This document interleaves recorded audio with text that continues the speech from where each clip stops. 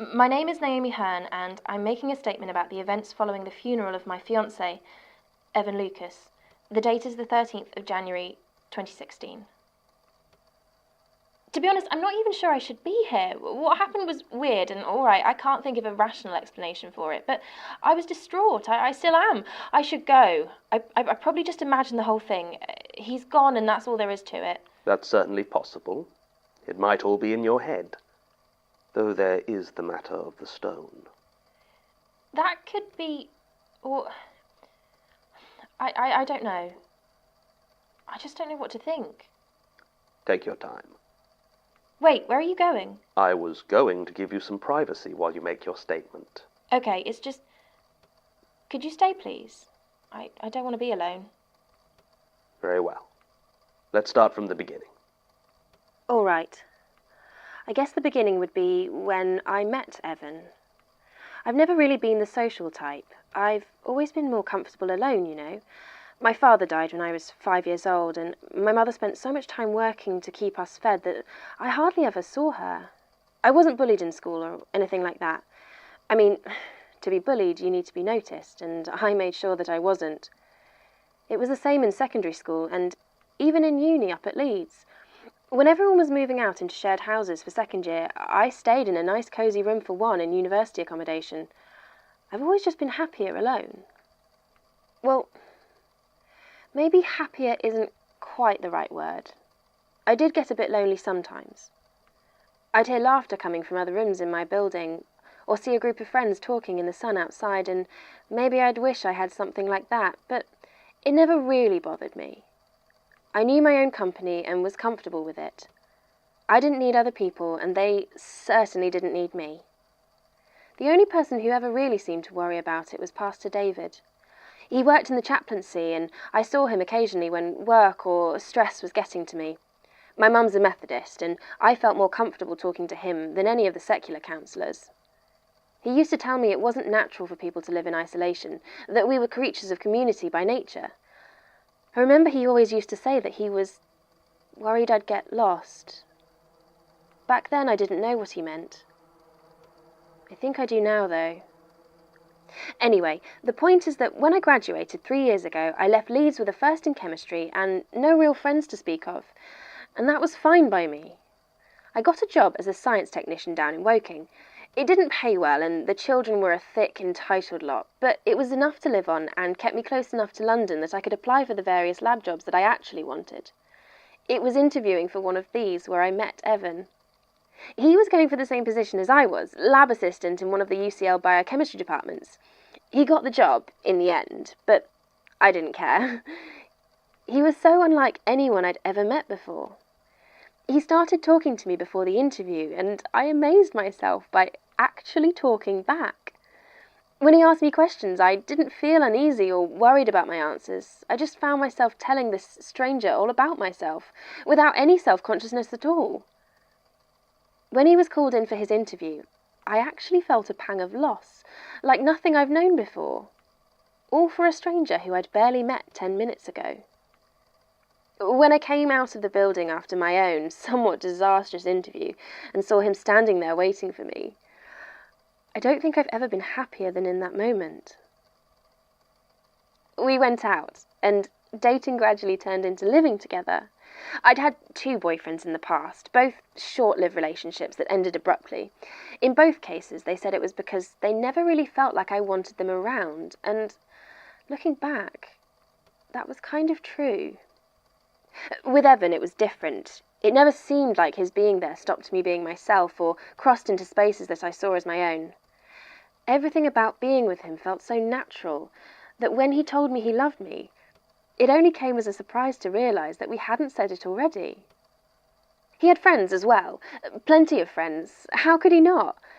And he would take me out to meet them when I wanted to, and when I didn't, he let me be.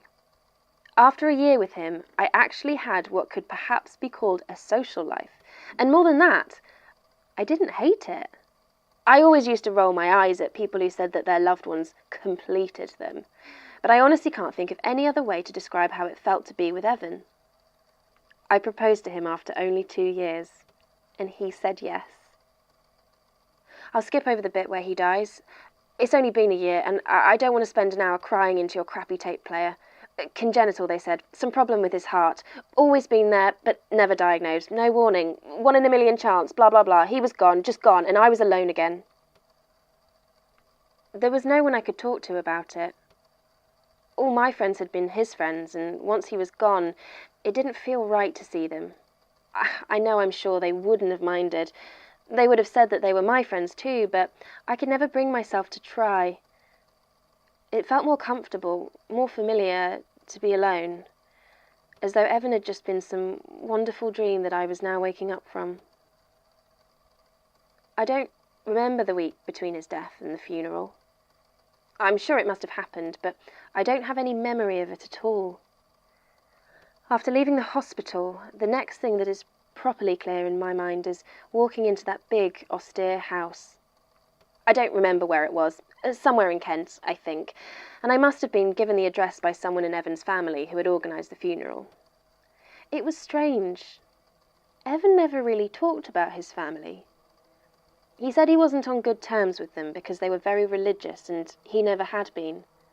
I'd never met or visited them or even been told their names, as far as I remember. But they must have known me enough to invite me, as I somehow ended up at the right place. Just as well they took on the responsibility for the funeral. I was in no fit state to organise anything. The house was very large and very old. It had a high gate separating it from the main road, which has the name Moorland House carved into the stone of the gatepost.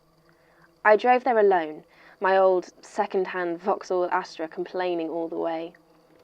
You remember that storm that hit at the end of last March? Well, I hardly noticed it. Thinking back, I really shouldn't have been driving at all, but at the time it barely registered. The trees were bending ominously when I finally parked at Moorland House, and I immediately lost the only respectful hat that I owned to the wind. Evan had once told me that his family had a lot of money, and looking at this place, I realised why the funeral was being held there. I could see round the side what appeared to be a well-kept mausoleum, the last resting place of Evan's ancestors, and soon, I guessed, of Evan himself. This thought set me crying again, and it was in that state, weeping, windswept and soaked through from the rain, that I saw the door open. I don't know what I expected from Evan's father. I knew he couldn't be anything like the easy, charming man I'd fallen in love with, but the hard-faced stranger that confronted me on the doorstep still came as a shock. It was like looking at Evan, but as if age had drained all the joy and affection from him. I started to introduce myself, but he just shook his head and pointed inside, to a door down the corridor behind him, and spoke the only words he ever said to me. He said, "My son is in there. He is dead." And then he turned and walked away, leaving me shaken, with no option but to follow him inside. The house was full of people I didn't know. None of the lovely, welcoming faces I'd come to know from Evan's friends could be seen among the dour figures of his family. Each wore the same hard expression as his father, and I might have been imagining it, but I could have sworn that when they looked at me, their eyes were full of something dark. Anger, maybe?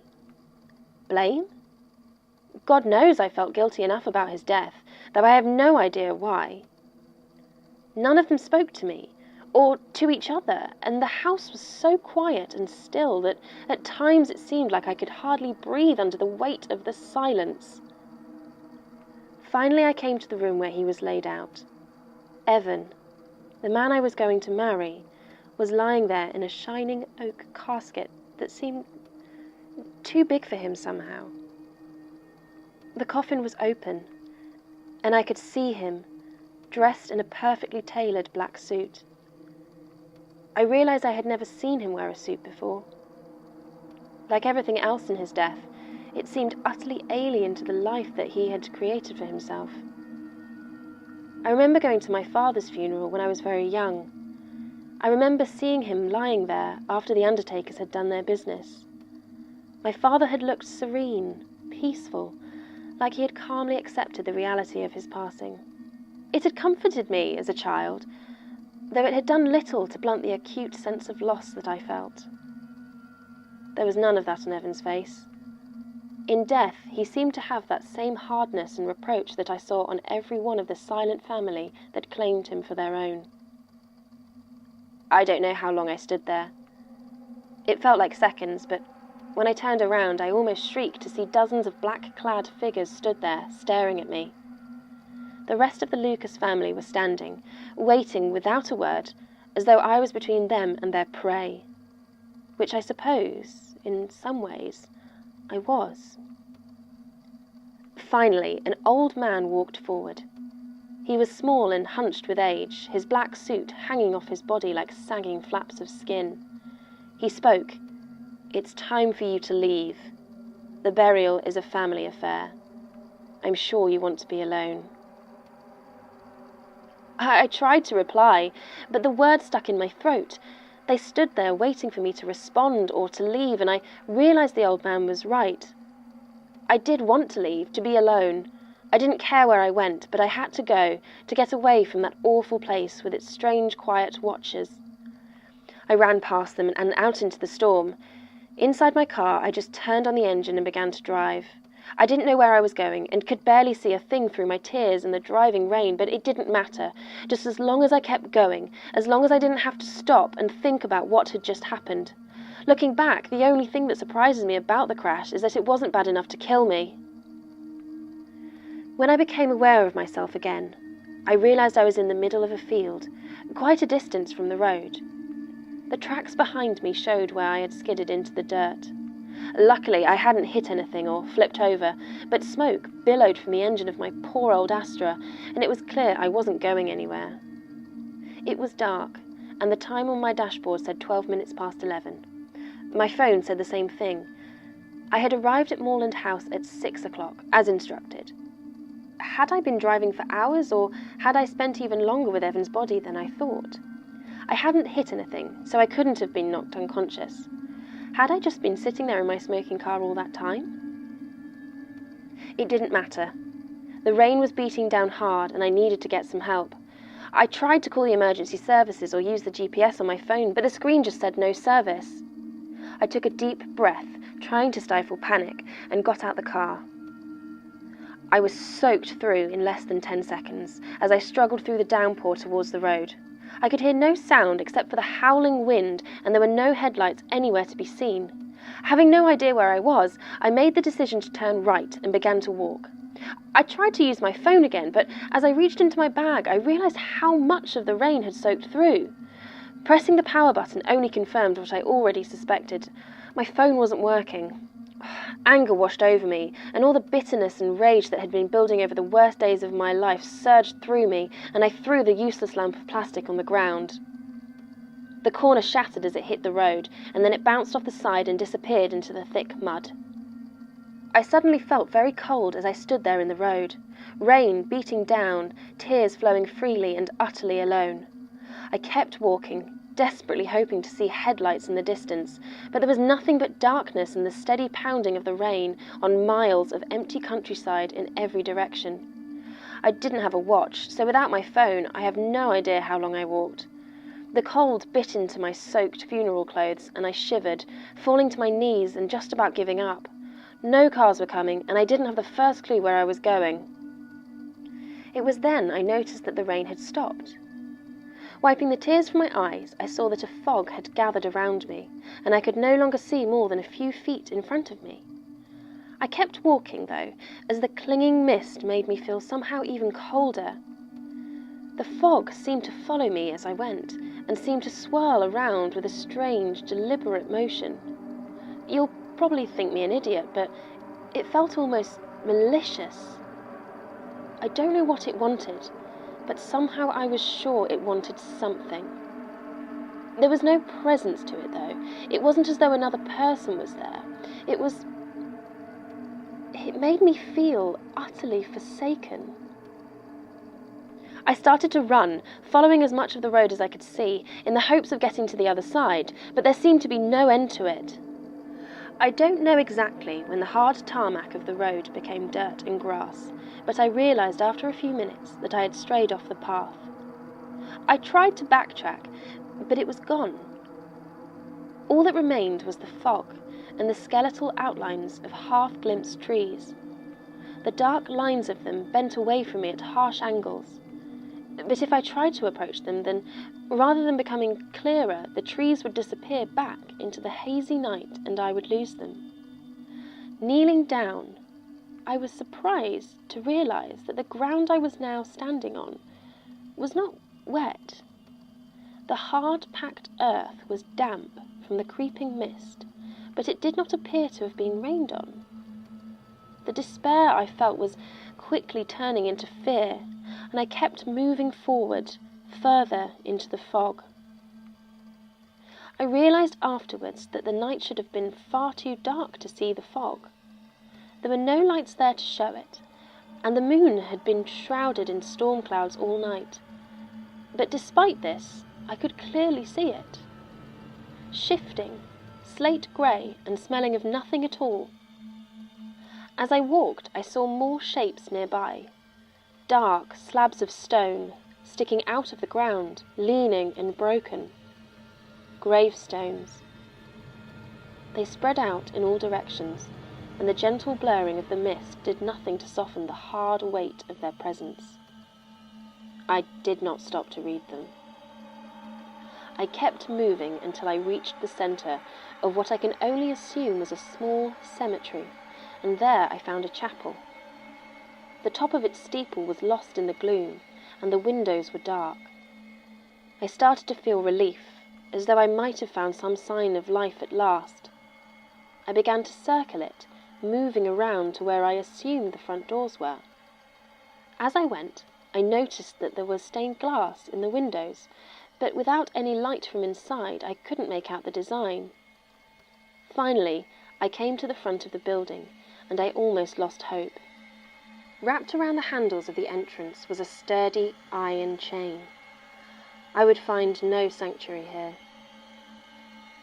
I came very close to making a rash decision at that point. I started to shout, to scream for help, but the sound seemed muffled and disappeared almost as soon as it left my throat. No one heard me, but I continued shouting for some time, just to hear the noise, even if it did seem to die as soon as it touched the fog. It was useless, though, and as I finished I felt the prickling damp flow in and out of my lungs. It was cloying and heavy, and I decided I had to do something.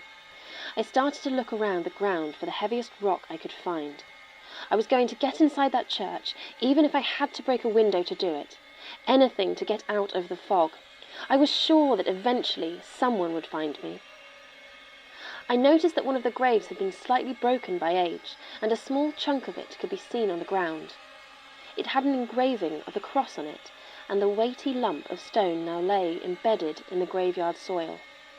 I bent down to lift it, but as I did so, I saw something that froze me in place. The grave was open, and it was empty. It wasn't dug up, exactly. The hole was neat, square, and deep, as though ready for a burial. At the bottom there was a coffin. It was open, and there was nothing inside. I backed away, and almost fell into another open grave behind me. I started to look around the cemetery with increasing panic. Every grave was open, and they were all empty. Even here, among the dead, I was alone. As I stared, the fog began to weigh me down. It coiled about me, its formless damp clung to me and began to drag me gently, slowly towards the waiting pit. I tried to back away, but the ground was slick with dew and I fell. My fingers dug into the soft cemetery dirt as I looked around desperately for anything I could use to save myself, and my hand closed upon that heavy piece of headstone. It took all my self-control to keep a grip on that anchor as I slowly dragged myself away from the edge of my lonely grave. Flowing around me, the very air itself willed me inside, but I struggled to my feet. The image of Evan's family suddenly came into my mind, and I vowed to myself that they would not be the last human contact I ever had. I looked towards the chapel, and saw with a start that the door was now open, the heavy chain discarded on the steps in front. I ran to it as quickly as I could, crying out for help, but when I reached the threshold I stopped, and could only stare in horror. Through that door, where the inside of the chapel should be, was a field. It was bathed in sickly moonlight, and the fog rolled close to the ground. It seemed to stretch for miles, and I knew that I could wander there for years and never meet another. I turned away from that door, but as I looked behind me, I could have wept. Beyond the graveyard's edge lay that same field, stretching off into the distance. I had to make a choice, and so I began to run from that chapel into the field behind me. I nearly fell into a hungry grave, but kept my balance well enough to get beyond them. The fog seemed to be getting thicker, and moving through it was getting harder. It was like I was running against the wind, except the air was completely still. I could hardly breathe as I inhaled it, and then, as I found myself in the middle of that open, desolate field, I heard something. It was the strangest thing, but as I tried to run, I could have sworn I heard Evan's voice call to me. He said, "Turn left." That's it. That's all he said. I know it sounds ridiculous, but that's what he told me to do. And I did it. I turned sharply to the left and kept on running. And then, nothing. That's when the car hit you. Yes. I remember a second of headlights and then nothing until I woke up in the hospital. I see. So what do you think? Was it real? Well, we'll need to do some investigation into a few of the details that you raised, but at first impressions I'd say it was only real insofar as trauma can have a very real effect on the mind. Beyond that, it's difficult to prove either way, but I would suggest you leave the stone with us so we can study it. And it would likely help you move past this unpleasant incident. Some time with a more qualified care professional might also... I don't know what I expected, really. We'll let you know if we find anything. Oh, this is ridiculous. I can't believe I've wasted my time. Statement ends. Following Ms. Hearn's statement, we did as much follow-up as we were able, which admittedly wasn't a lot. Evan Lucas did indeed pass away from heart failure on March the 22nd, 2015, and his body was taken by his family for burial. All requests to the Lucas family for information or interviews have been very firmly rebuffed. At roughly 1 a.m, on the 31st of March, Ms. Hearn was involved in a collision with one Michael Getty. She had apparently run out into the road in front of Mr. Getty's car near Worms Hill in the Kent Downs. She was quickly taken to Sittingbourne Hospital and treated for concussion and dehydration.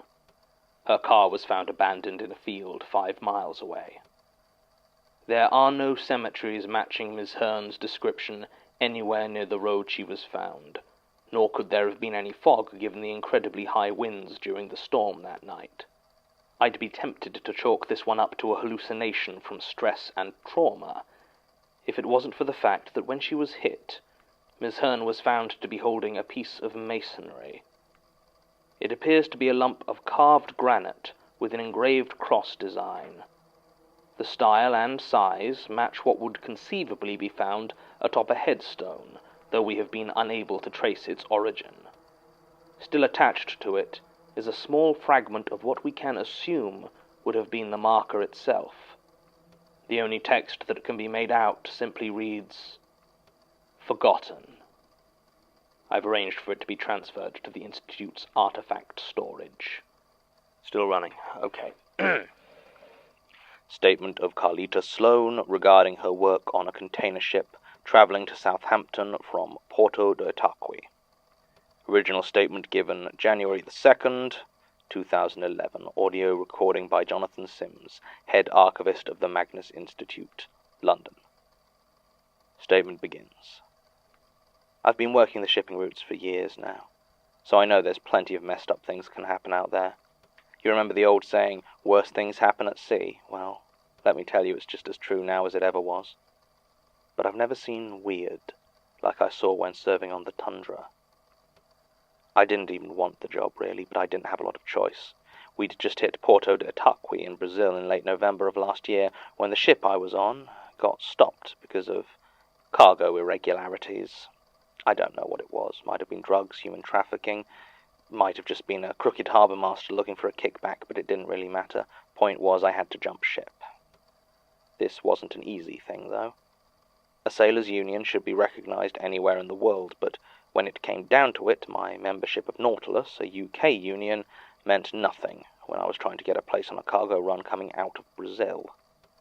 Didn't help that I'm a woman. A lot of people don't think shipping is a job for women. Hell, a lot of people who work on ships don't think it is.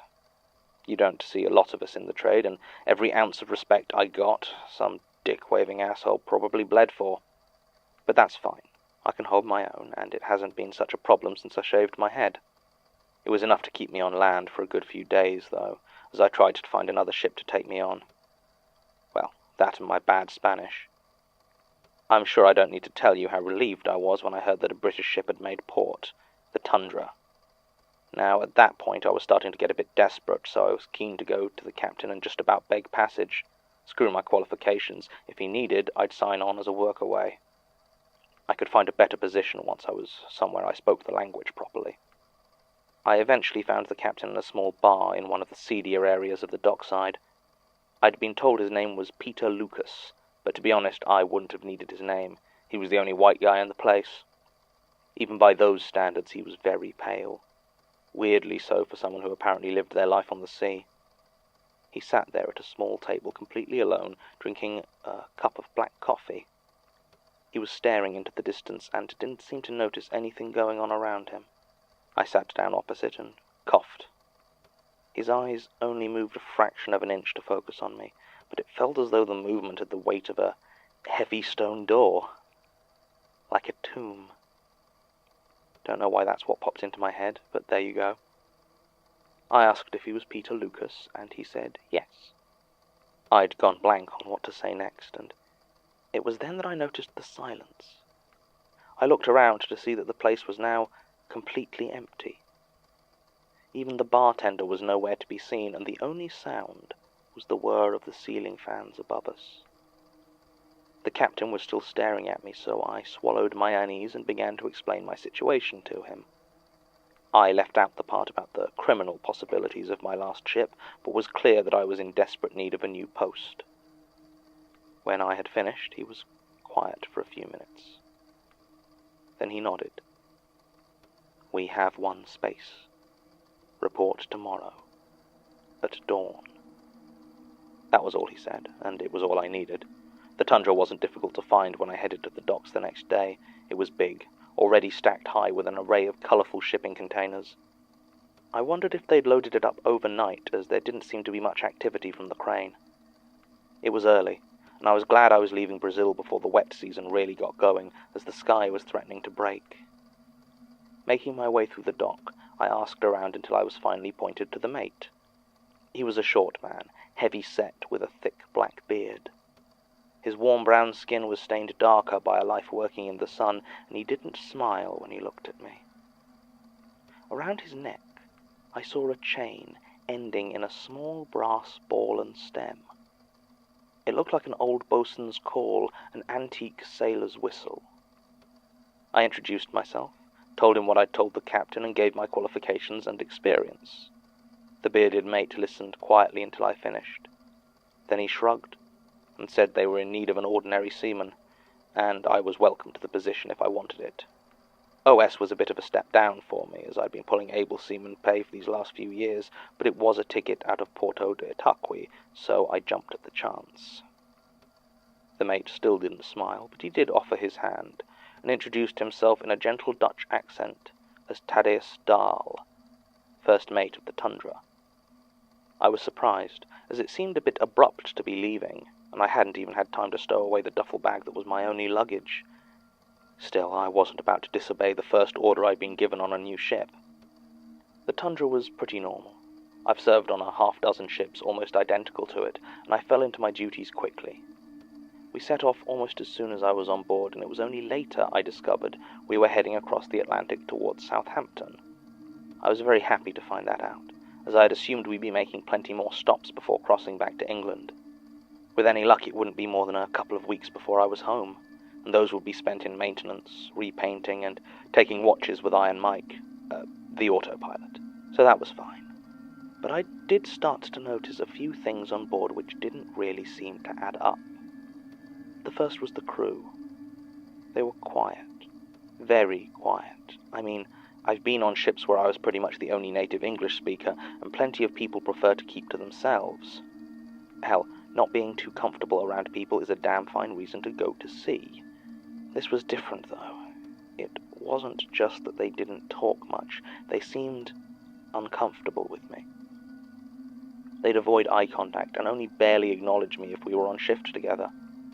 At first I thought it was because I was a woman, but then I saw that it wasn't just me.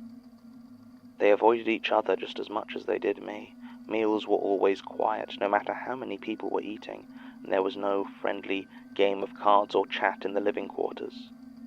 There was no real conversation in any language. It was like they were doing everything in their power not to think about each other. It took me less than a day of ignored hellos and grunted answers before I fell into line, becoming just as quiet as my crewmates. The only person who spoke was Thaddeus Dahl. The mate would walk among the crew, giving instructions and orders in a dozen different languages as the crew scrambled to carry out his commands. He was just as composed as he had been when I met him, and it soon became clear that if he had emotions, he kept a tight wrap on them. He would stride along the ship, his antique whistle swinging from his neck. He never actually blew the boatswain's call, apparently preferring to summon the crew via the intercom or horn. It just hung there, its polished brass heavy around his neck. I didn't see Captain Lucas at all that first week. I only knew he was on board because every mealtime the cooks would hand a tray of food to the mate, who'd take it up to the captain's cabin. We never saw the man himself, though. There was one crew member who did catch my eye. He was a young guy, white, and, from what I could tell, Scottish. I never really got more than his name out of him. Sean Kelly.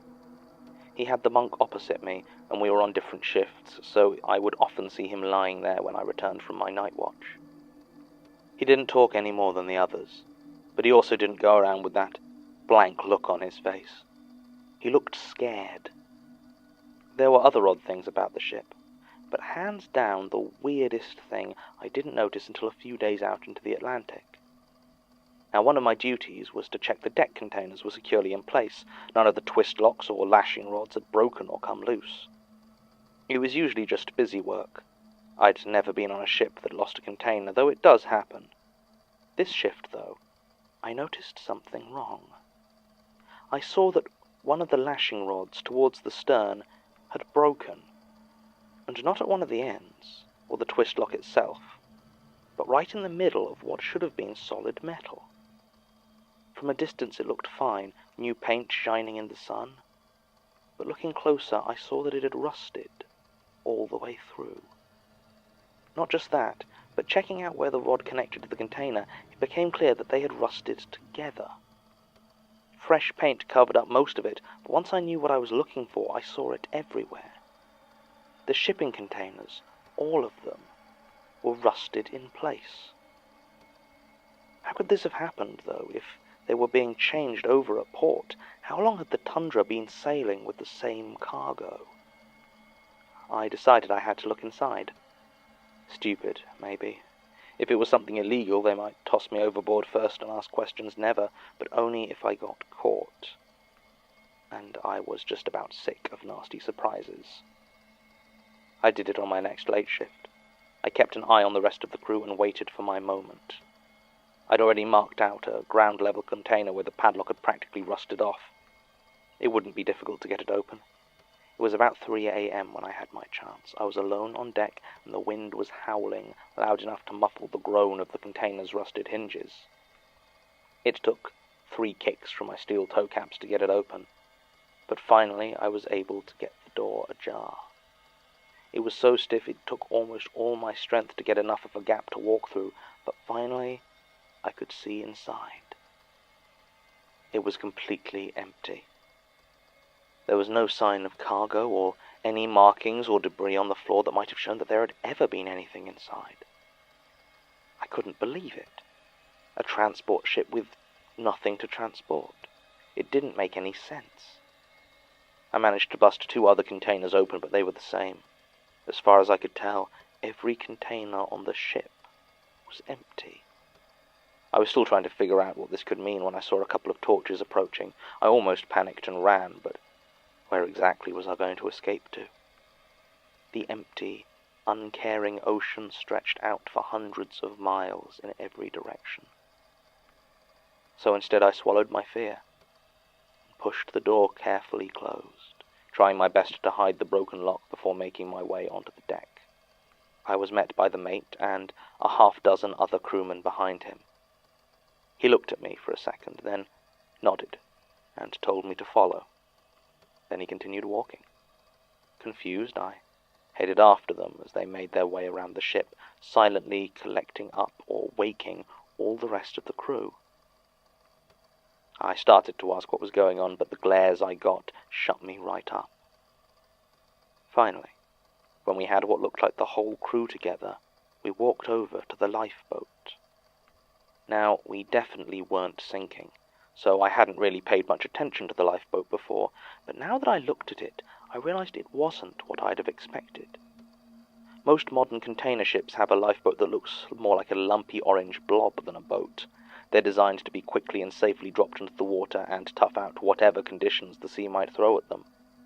But this was an old-fashioned boat, with oars and a winch mechanism for lowering it into the water. It didn't even look like it had any supplies in it. Standing there in front of it was Captain Lucas, as silent as the rest of his crew. The captain nodded, and one by one the crew of the Tundra got on board the lifeboat. I got on too. I mean, what else was I supposed to do? I didn't know what was going on, and no one seemed to want to tell me, but I sure as hell wasn't getting left alone on that big empty ship. So I got in and sat down, as a couple of the crew began to lower the lifeboat into the sea. A few others took up the oars, and as soon as we hit the water, they began to row quietly away from the Tundra, which floated, motionless. The sky was clear, and the wind had died down, so the stars reflected perfectly on the still ocean surface. All the lights on the ship had been turned off, so the world and all the empty horizon was only lit by the moon. As we rowed, I looked around my companions on the lifeboat. Everyone I recognized was there, except for one. I checked each face in turn, but I could see no sign of Sean Kelly, my scared bunkmate. Had we left him behind? Was he still back on the ship, sleeping away, ignorant of the fact that he was now utterly and completely alone? Almost as though he knew I was about to speak, Thaddeus gave me a warning glare. The mate reached down and took the old brass whistle from his neck. He pressed it to his lips and blew. I have never heard a whistle sound like that. It was shrill, so high and piercing that I felt my hair stand on end, but it also seemed distant, like I was hearing it from far, far away. I don't know how long he blew that boatswain's call for, but by the end, I realized we were surrounded by a thick sea smoke. We should have been too far south for it, but it rolled and billowed around the lifeboat, obscuring the tundra. No one said a word, but I could have sworn a few of my shipmates were crying. I don't know how long we floated there, sat in the dark water, but eventually the fog cleared, and the mate sounded the boatswain's call again, this time a short, sharp whistle. We saw the tundra, dark and still upon the water, and began to row back towards it. The lifeboat was painstakingly raised, and the rest of the crew returned to their positions. Sean Kelly was nowhere to be seen, and I never saw him again. After that night, the atmosphere on board changed. People talked, and you'd occasionally hear actual laughter. Games were played, people drank, and there was this sense of relief to it all. I tried to join in, but got dark looks any time I asked about Sean. At one point, the third mate, a man named Kim Duong, told me that I should shut up and be grateful, as it hadn't been an easy choice. I kept to myself the rest of the way and left the ship as soon as we landed in Southampton. I didn't even think about my pay until it came through a couple of days later. £25,000 for barely 2 weeks' work. I don't mind telling you, it was almost enough to tempt me back. Almost. Statement ends. An interesting statement, though difficult to investigate any potentially paranormal activity, as there does not appear to have been anything explicitly supernatural occurring in this statement. A lot of strange happenings and implicit weirdness, but nothing that can be isolated as a supernatural event. There's also the fact that even a casual search of Port Authority records shows the Tundra is a currently active cargo ship operating for Solace Shipping plc, a company founded and majority-owned by Nathaniel Lucas. In addition to such business ventures, the Lucas family also provides funding to several academic and research organizations, including the Magnus Institute. Much as I want to dig further into this, especially given certain parallels with case 0161301, Elias gets very twitchy when we look into anything that might conceivably have funding repercussions. It doesn't look like I'm going to be able to do any further investigations into this, even though the official crew manifest for the Tundra has remained the same for the last 10 years, even though I can't find any record of actual cargo being loaded or unloaded into it from any UK port, even though Sean Kelly disappeared from the port of Felixstowe in October 2010, and his body washed up on the coast of Morocco in April 2011, 6 months later. According to the coroner, it had only been in the water for 5 days. Maybe I'll mention it to Elias, just in case. End recording. Statement of Andrea Nunes regarding a series of encounters in the streets of Genoa, Italy. Original statement given 25th March 2010. Audio recording by Jonathan Sims, Head Archivist of the Magnus Institute, London. Statement begins. Travel has always been my passion. I remember as a kid my parents used to take us on trips to this small cabin in Wales. I was very young at the time, maybe 4 or 5, and the cabin wasn't anything special, just cheap self-catering. It was all the holiday that my parents could afford, and I had to share a bunk bed with my brat of an older brother, but I remember that every time we drove across that huge bridge from England into Wales, I got this rush of discovery, of exploration. Seeing new places, going further, travelling. I've never looked back since. As I said, my parents didn't have much money, so the first chance I really had to go beyond the UK was when I took a gap year. I'd saved for years to afford that trip, helped by an inheritance from a distant grandmother, and I bought a bunch of Interrail train tickets and spent almost 4 months rolling across Europe, never staying more than a few days in any one place and heading on as soon as I got bored. There were nights that I was unable to find a hostel and ended up having to sleep on the streets, and I even slept in a graveyard once. I'd pick up travelling companions for a few days here and there, but for the most part I would spend weeks without speaking my own language.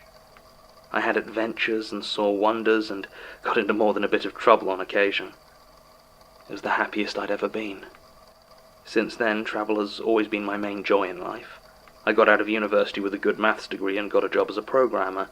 It's a life of well-paid drudgery, but I don't care. because it means once or twice a year I can drop everything for a month and disappear somewhere new. The Grand Canyon, the Forbidden City, the Great Barrier Reef, that's my life. Everything in between is just the intermission. I suppose that's one of the reasons I've always had such trouble with romance or even close friendships. I can never take them seriously because they aren't a part of my real life. And in my real life, I travel alone. I know it's a lot more dangerous, and people always tell me how lonely it must be, but it really isn't. There's a purity to being alone when you travel. You can absorb the places you find yourself in so much better, take in the sights and the smells and the vibrations of a place in a way you just can't if you have to be mindful of another person's presence. It isn't that I don't like other people, I do. I just can't travel properly if I'm with them. For my 25th birthday last year, I decided to treat myself to another go at Europe. Obviously, I couldn't do another 4 months, but I figured that just the one would let me revisit my favourite spots in the south. Slovenia, Switzerland, Bavaria, Italy, maybe Monaco, or bits of southern France. I'm lucky, as a September birthday makes it pretty much the perfect time for European travel, and for the first weeks I was having a wonderful time. Heading down into Italy and revisiting Venice, Rome, and the beautiful views of San Marino. I avoided going as far south as Naples, which I recall as being a horrible place, full of ugly smells and rude people, and instead began travelling north again via Florence. It was in a Florence hostel that I met Ethan Taylor. Ethan was every inch the Australian traveller, tall and tan, with slightly curly, dirty blonde hair and a carefree attitude.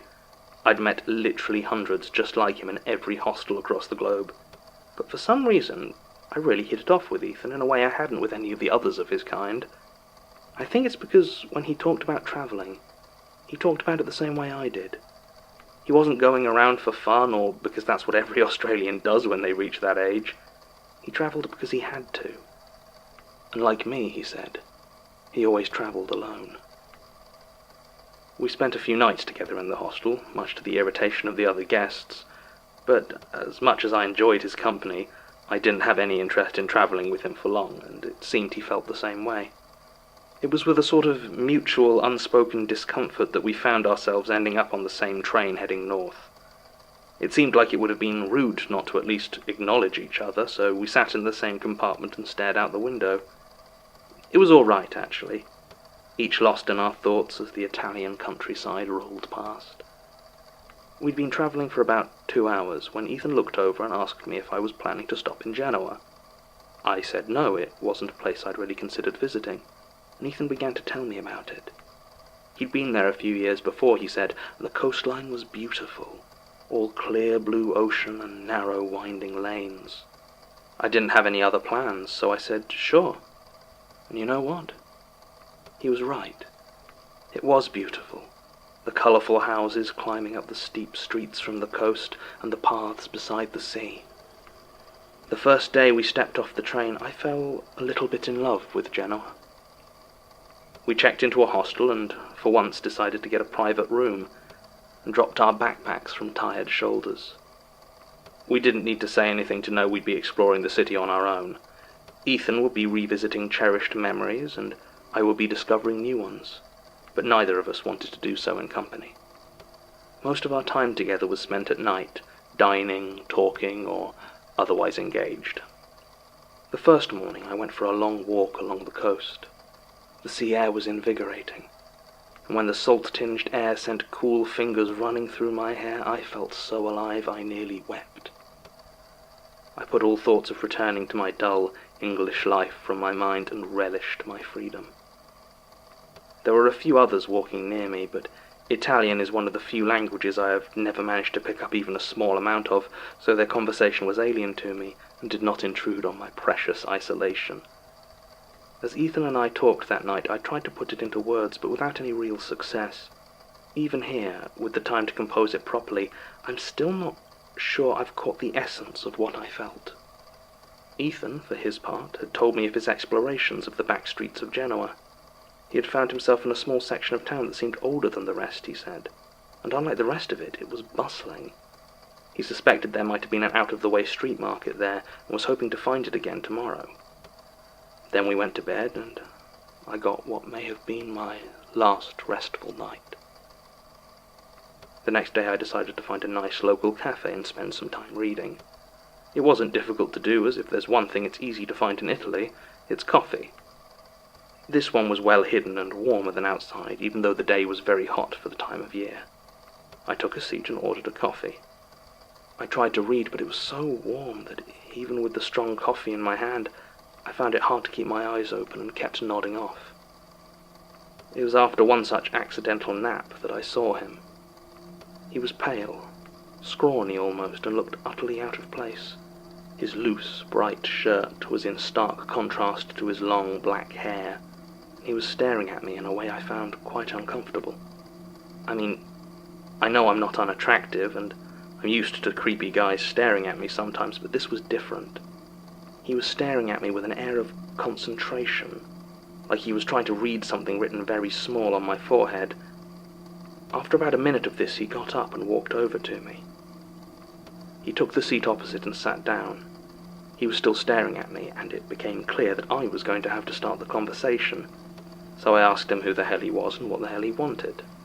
He ignored the first question completely and said, in English, that what he wanted was to have a nice holiday in peace. He said it in a really accusatory way, like I was ruining his holiday somehow, and I said so.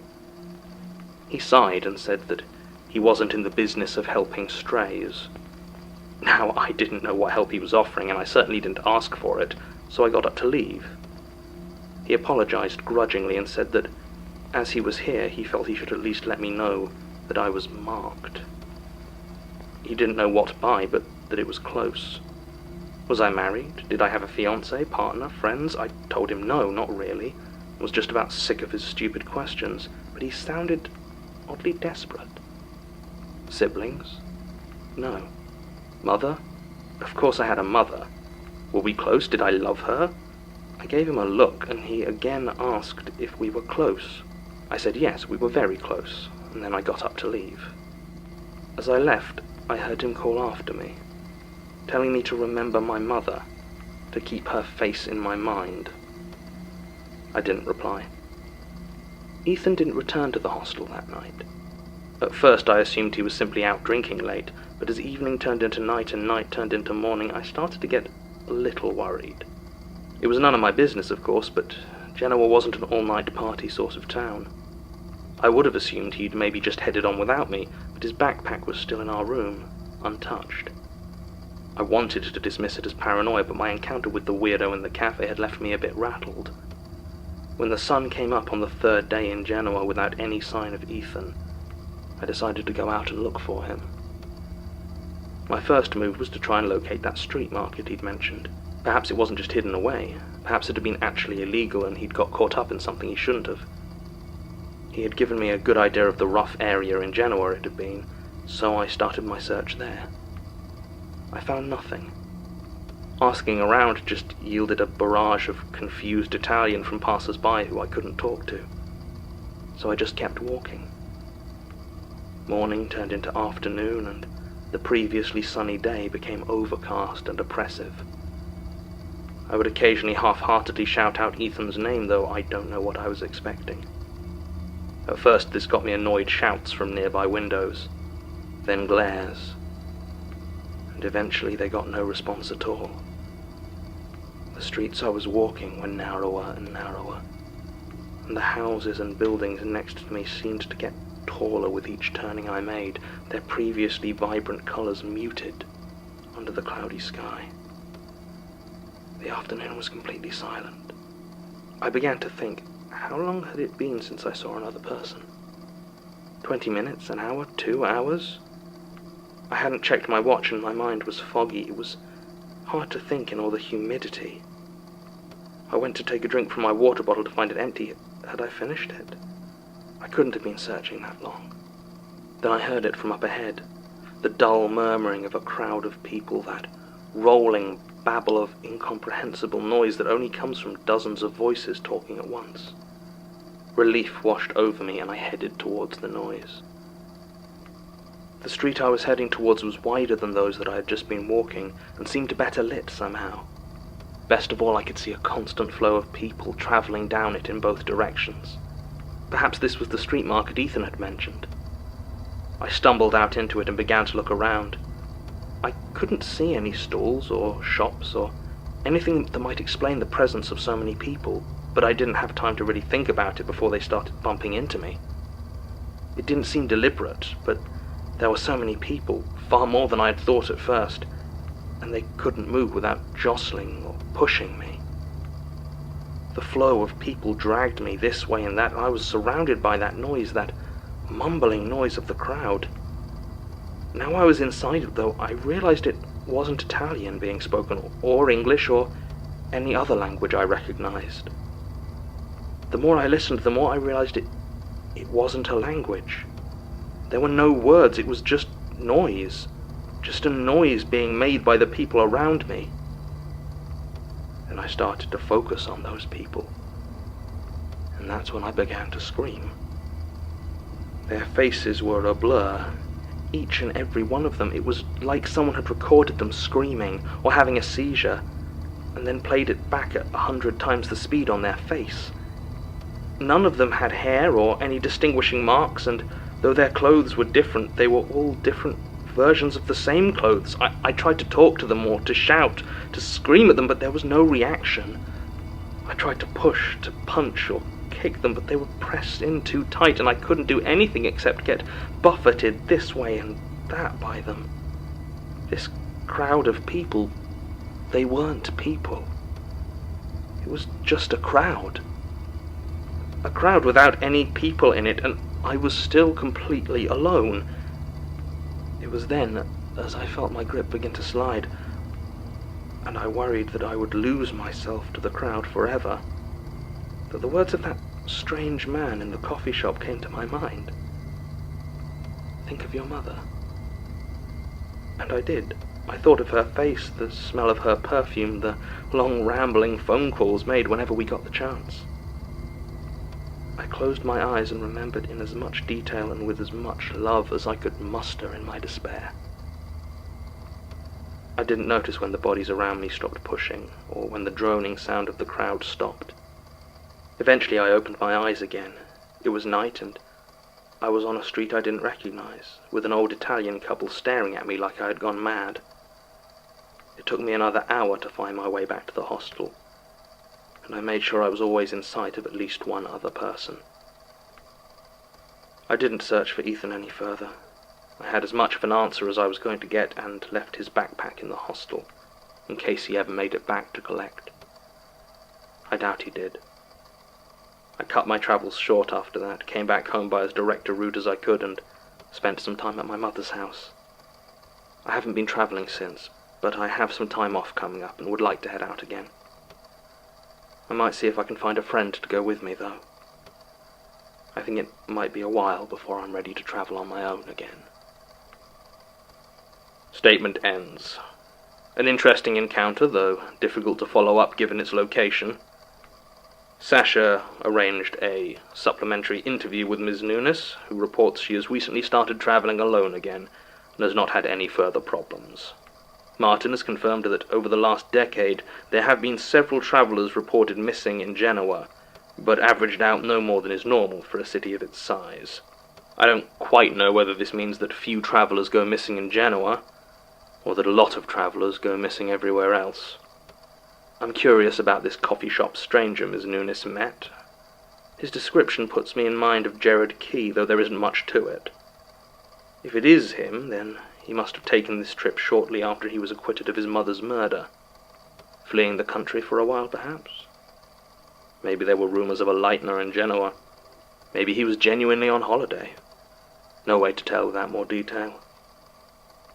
I am sure of the accuracy of this statement in one area, however. Tim managed to get in contact with the Menena hostel in Genoa, and they confirmed that just over 6 years ago, they had a backpack logged in the Lost and Found under the name E. Taylor. It was never claimed. End recording.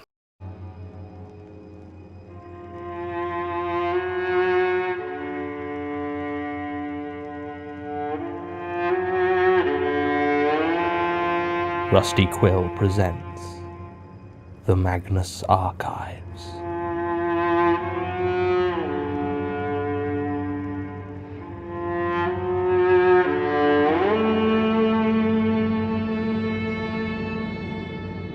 Episode 57. Personal Space.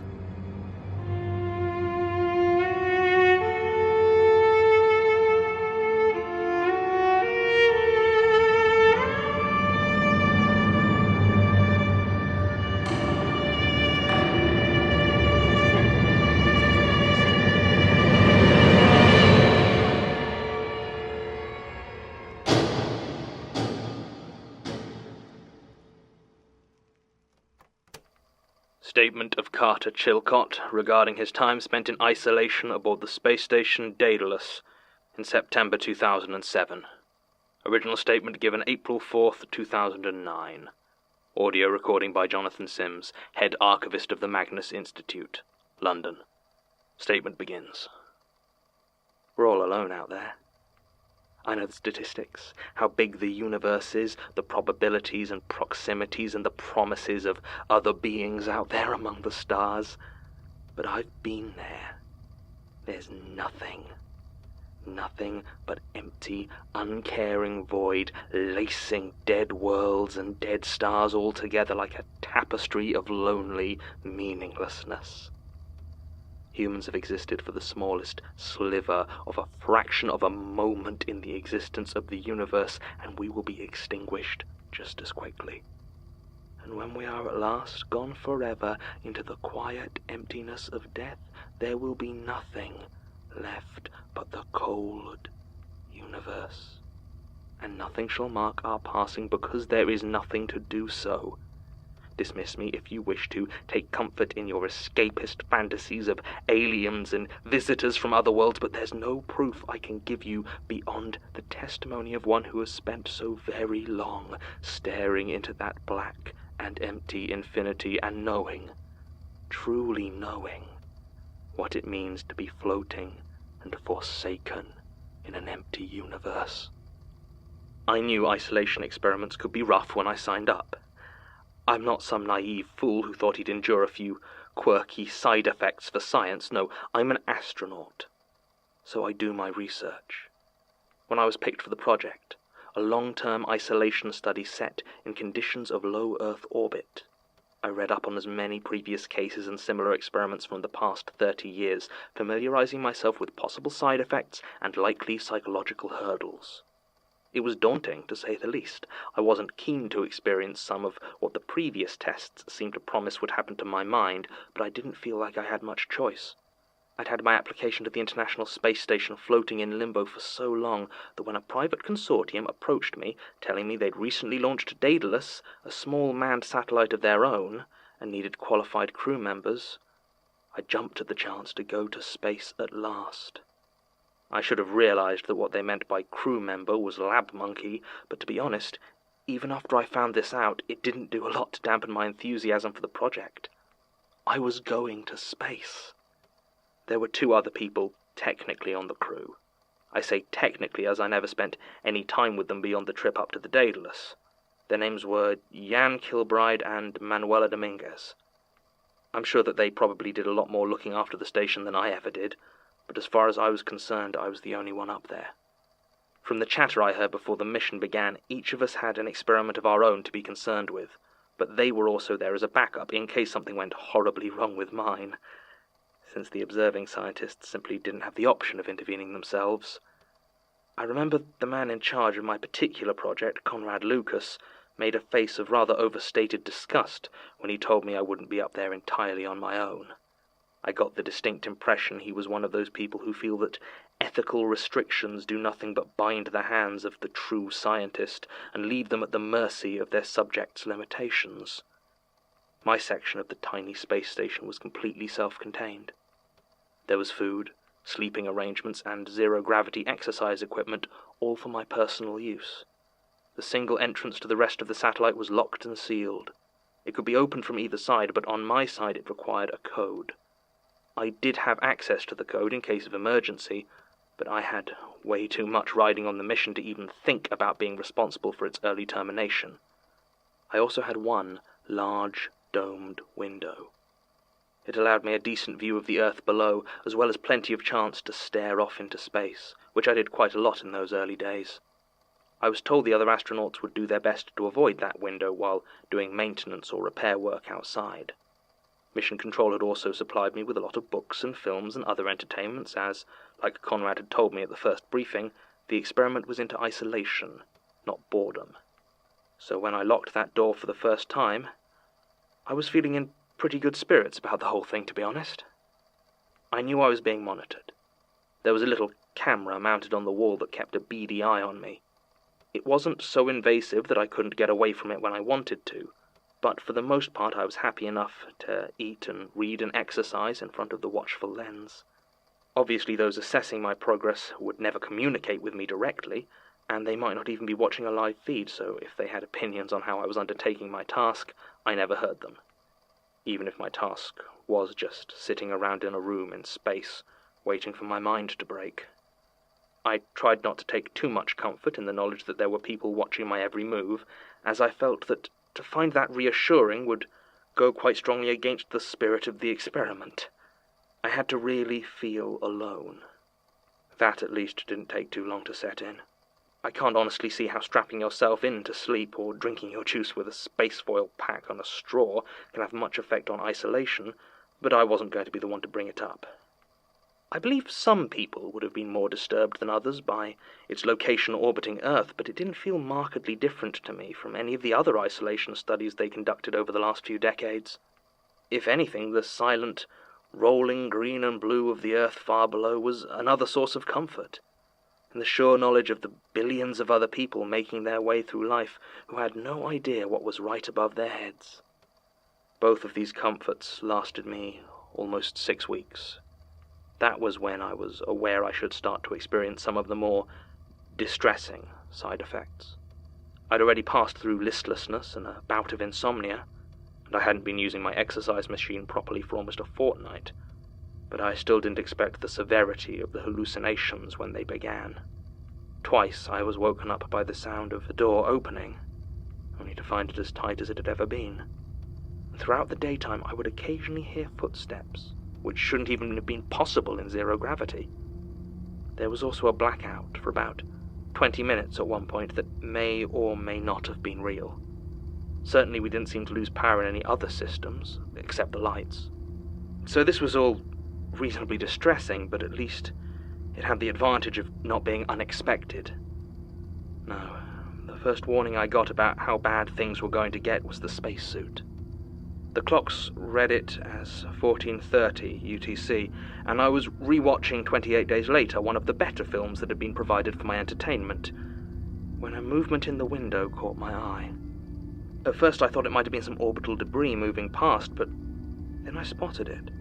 Still at the edge of the domed window, it was a hand, the white, bulky, gloved hand of someone wearing an EVA suit. It started to float slowly across the window, followed by the rest of the arm, then the torso, until almost the whole suit was slowly floating across. I was excited by the idea of seeing another human being at first, even if it was only brief or might compromise some of the work. But as the suit made its painstaking drift across the space outside, it rotated enough that I could see clearly through the suit's visor. There was nobody inside. The floating suit was completely empty, and I started to suddenly get very scared. At last it had passed right across and off into the night, the other side, and I stopped to try and calm myself in the face of what had been a deeply strange thing to watch. I managed to do so, but only until I looked again out of that window. There were no more empty floating clothes, but I noticed something that for some reason hadn't dawned on me when watching the empty suit. It was, to put it quite simply, impossible, and I must have approached it from 100 different angles trying to make sense of it. The Earth was gone. At first I assumed it must have been an orientation change, but that didn't make any sense. The planet below had never been hidden from my position before, and if we'd shifted that radically, I would have felt it, I was sure. But still, the fact remained that where the Earth should have been, there was empty, dark space. I must have watched for hours, waiting to see the sun. We were definitely still moving, and from what I could tell, we still seemed to be moving in some sort of orbit. But without a planet below, I have no idea why we kept to the same pattern. Regardless, the sun should have been visible sooner or later. After 2 days of waiting, I finally accepted that the sun and the moon had gone as well. It wasn't completely empty out there. Far off in the distance, I could still see stars, twinkling, and probably long dead, but I knew that there was nothing they could do to save me. At some point on the first day, I remembered the camera. I focused my attention on it and began to scream and shout for help in the vain hope that someone might be watching a feed of it and be able to make contact. I cried and begged and pleaded with that camera for almost 4 hours before I was suddenly struck by a terrifying thought. I floated over to it and gently took hold of the cables that fed out from the back into the wall. I followed them along, looking for where they connected to the power or broadcasting apparatus. What I found instead were a pair of neatly severed wires, transmitting nothing, powering nothing, connected to nothing. The camera had never even been turned on, and had certainly not been transmitting anything to Earth. So what data had they been collecting? I still have no idea the answer to that question. But I did feel like I gained some small sliver of control back after spending an all-too-brief hour smashing up the camera. After that, it was time to break out the code and get the door to the rest of the satellite open. I had decided that even if this somehow was simply a really elaborate and convincing trick to examine reactions to certain stimulus in a test environment, it was still far beyond what I had signed up for. One way or another, I decided I was getting out of this damned experiment. I opened the small safe that contained the passcode document and eagerly broke the seal on its container. I was desperate to get out of that door as soon as possible and took a few moments to memorize it. E109GHT8. I can still remember it vividly, as I entered that code over and over in an attempt to get that locked door to open. Each time I painstakingly entered it with as much precision as I still had within me, and each time the password field read out what I had apparently typed in. No one is coming. And the door remained closed. And that was it. I was trapped alone in a tiny room floating in space. Deserted, empty space. I had plenty of food and water, so starvation wasn't a danger. But sometime in the first week, the clock stopped working. With no timepiece and nothing left outside of the sun or moon keeping any sort of time at all became utterly impossible. If I had to guess how long I spent in that strange exile, I would say somewhere between 3 and 6 months. But that is based solely on my eating and sleeping patterns, which were largely fueled by despair and that quiet, aching terror of being utterly forsaken. I couldn't even read my books or watch anything, as characters seemed dead and lifeless, the emptiness of their artificial existence made plain to me. The hallucinations stopped. I did not even get the comfort of company in my delusions, though at some point the line between dreaming and reality seemed to blur. I would be sleeping, strapped into my bed in the middle of the void, while at the same time floating through ancient graveyards or the open, empty sea. They weren't hallucinations, though, they were dreams, even if the cold did seem to seep out of them and into the bones of me. I spent so long trying to get that door open, but nothing worked. The mechanisms and electronics were not accessible from my side. When I finally stopped trying, it was the final abandoning of my hope. That was also when I noticed something else that alarmed me in a very different way. I did some calculations and realized that my food and water levels did not seem to be depleting. For all the time I had been there, in what I could now only think of as my imprisonment, it did not seem like there had been any significant change in my supplies. No one could be restocking me because there was no one but me there. If the food remained static, then did that mean I could remain trapped in this place for the rest of my life? Assuming I even still aged, I began to very seriously consider the idea that I had died, and this was hell. Given that worry, the way I finally escaped could be considered ironic. I starved myself to death. Well, not to death, I suppose, given I'm alive enough to talk to you, but close enough. I don't know how long I just floated there, strapped into my lonely cocoon of a bed, refusing to eat or drink and waiting for the end. After everything else, I had no guarantee it was even possible for me to die, but I had to try.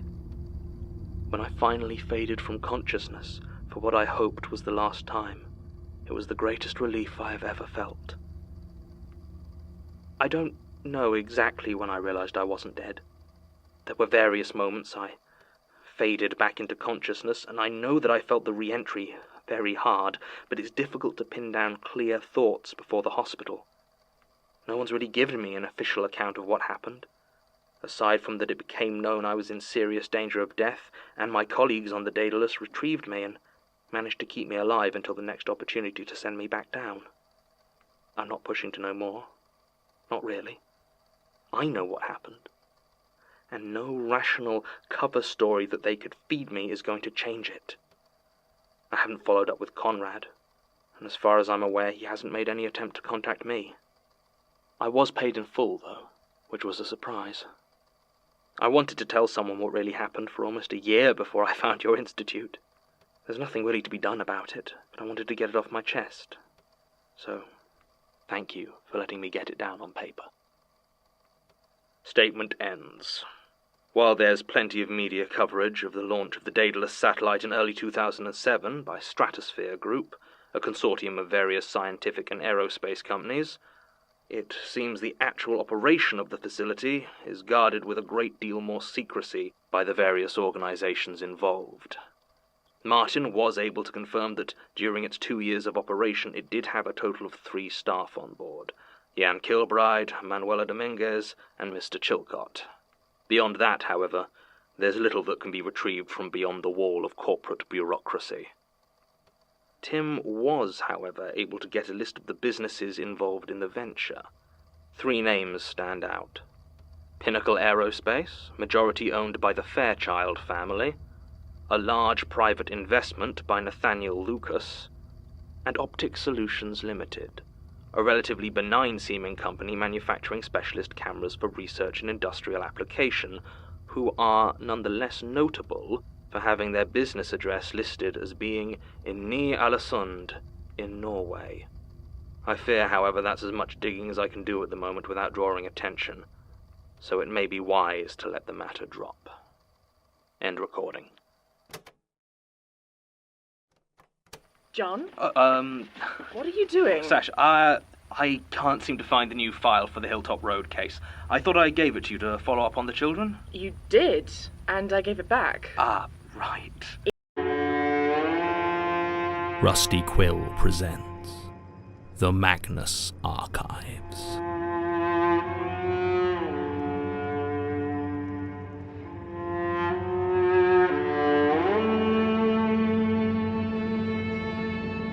Episode 92.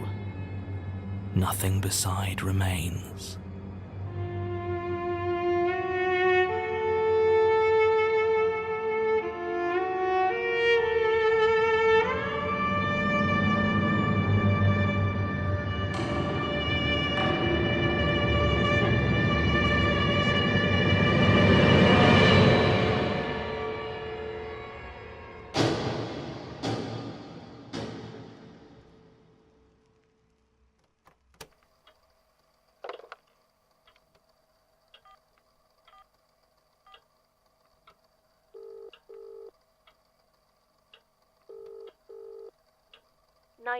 What's your emergency? Police, please. Hello. Yes, I'm calling to report a crime in progress. Sir, are you in any immediate personal danger?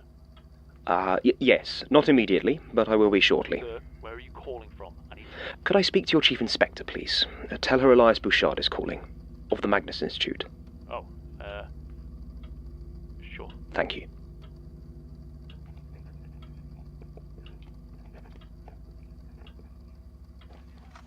Inspector Calgary. Ah, yes. Good afternoon. Sorry to bother you. I believe you're looking for Detective Alice Tonner. Do you know where she is? I do, yes. She should be here in about 15 minutes. I'll send some officers over immediately. That will be wonderful. Much appreciated.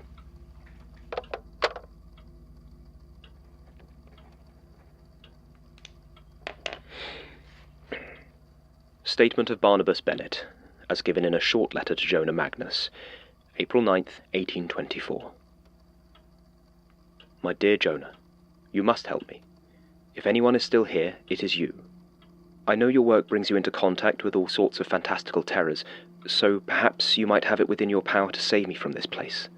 And it was you who warned me not to cross Mordecai Lucas, advice that I have, I'm afraid, disregarded.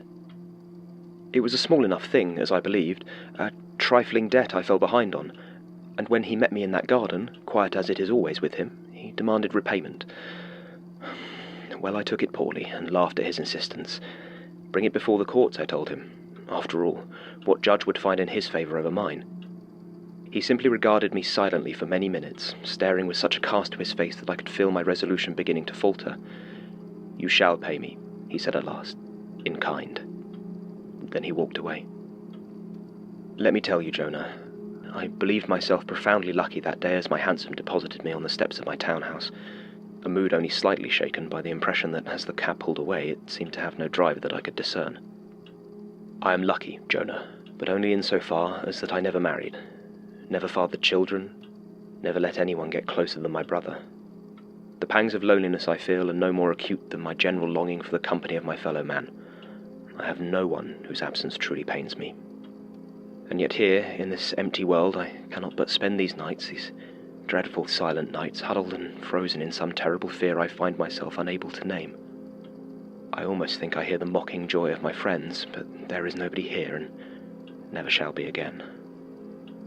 I try to read, to lose myself in something that is not the absence of humanity. How is it that the books speak to me of my isolation more acutely than the silence? For every treatise I read on this world and its workings, the more I know I am to spend my time left in it without comfort or reprieve.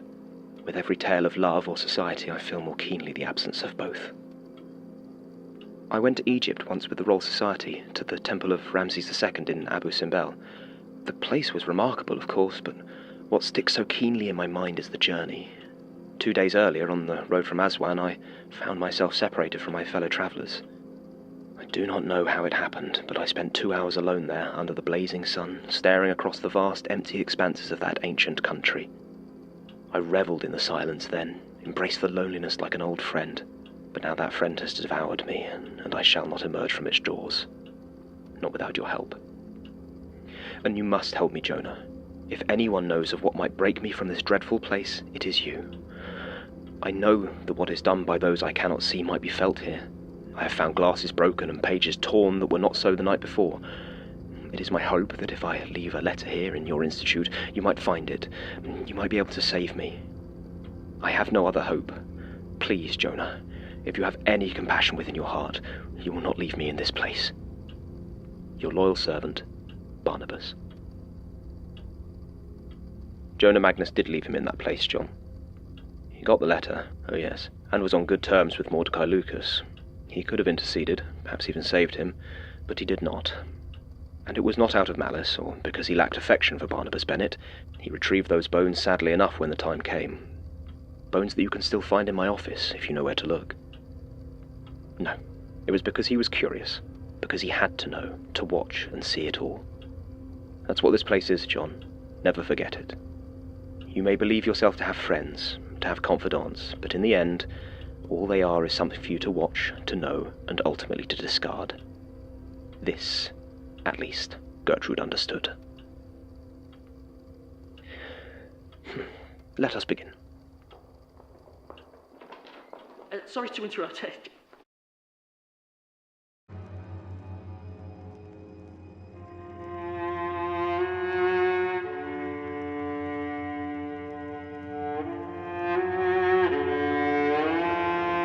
Rusty Quill presents The Magnus Archives.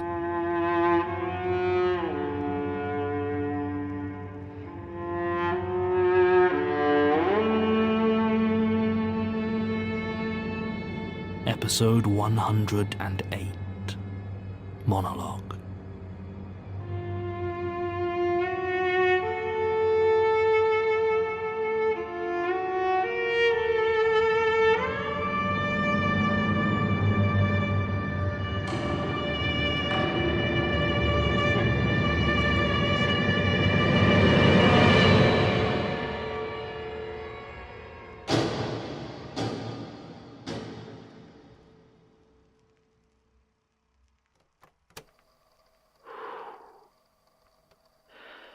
Martin Blackwood, Archival Assistant at the Magnus Institute, recording statement number 0092008.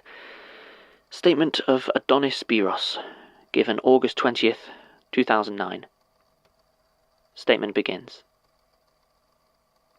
It's been so hot recently.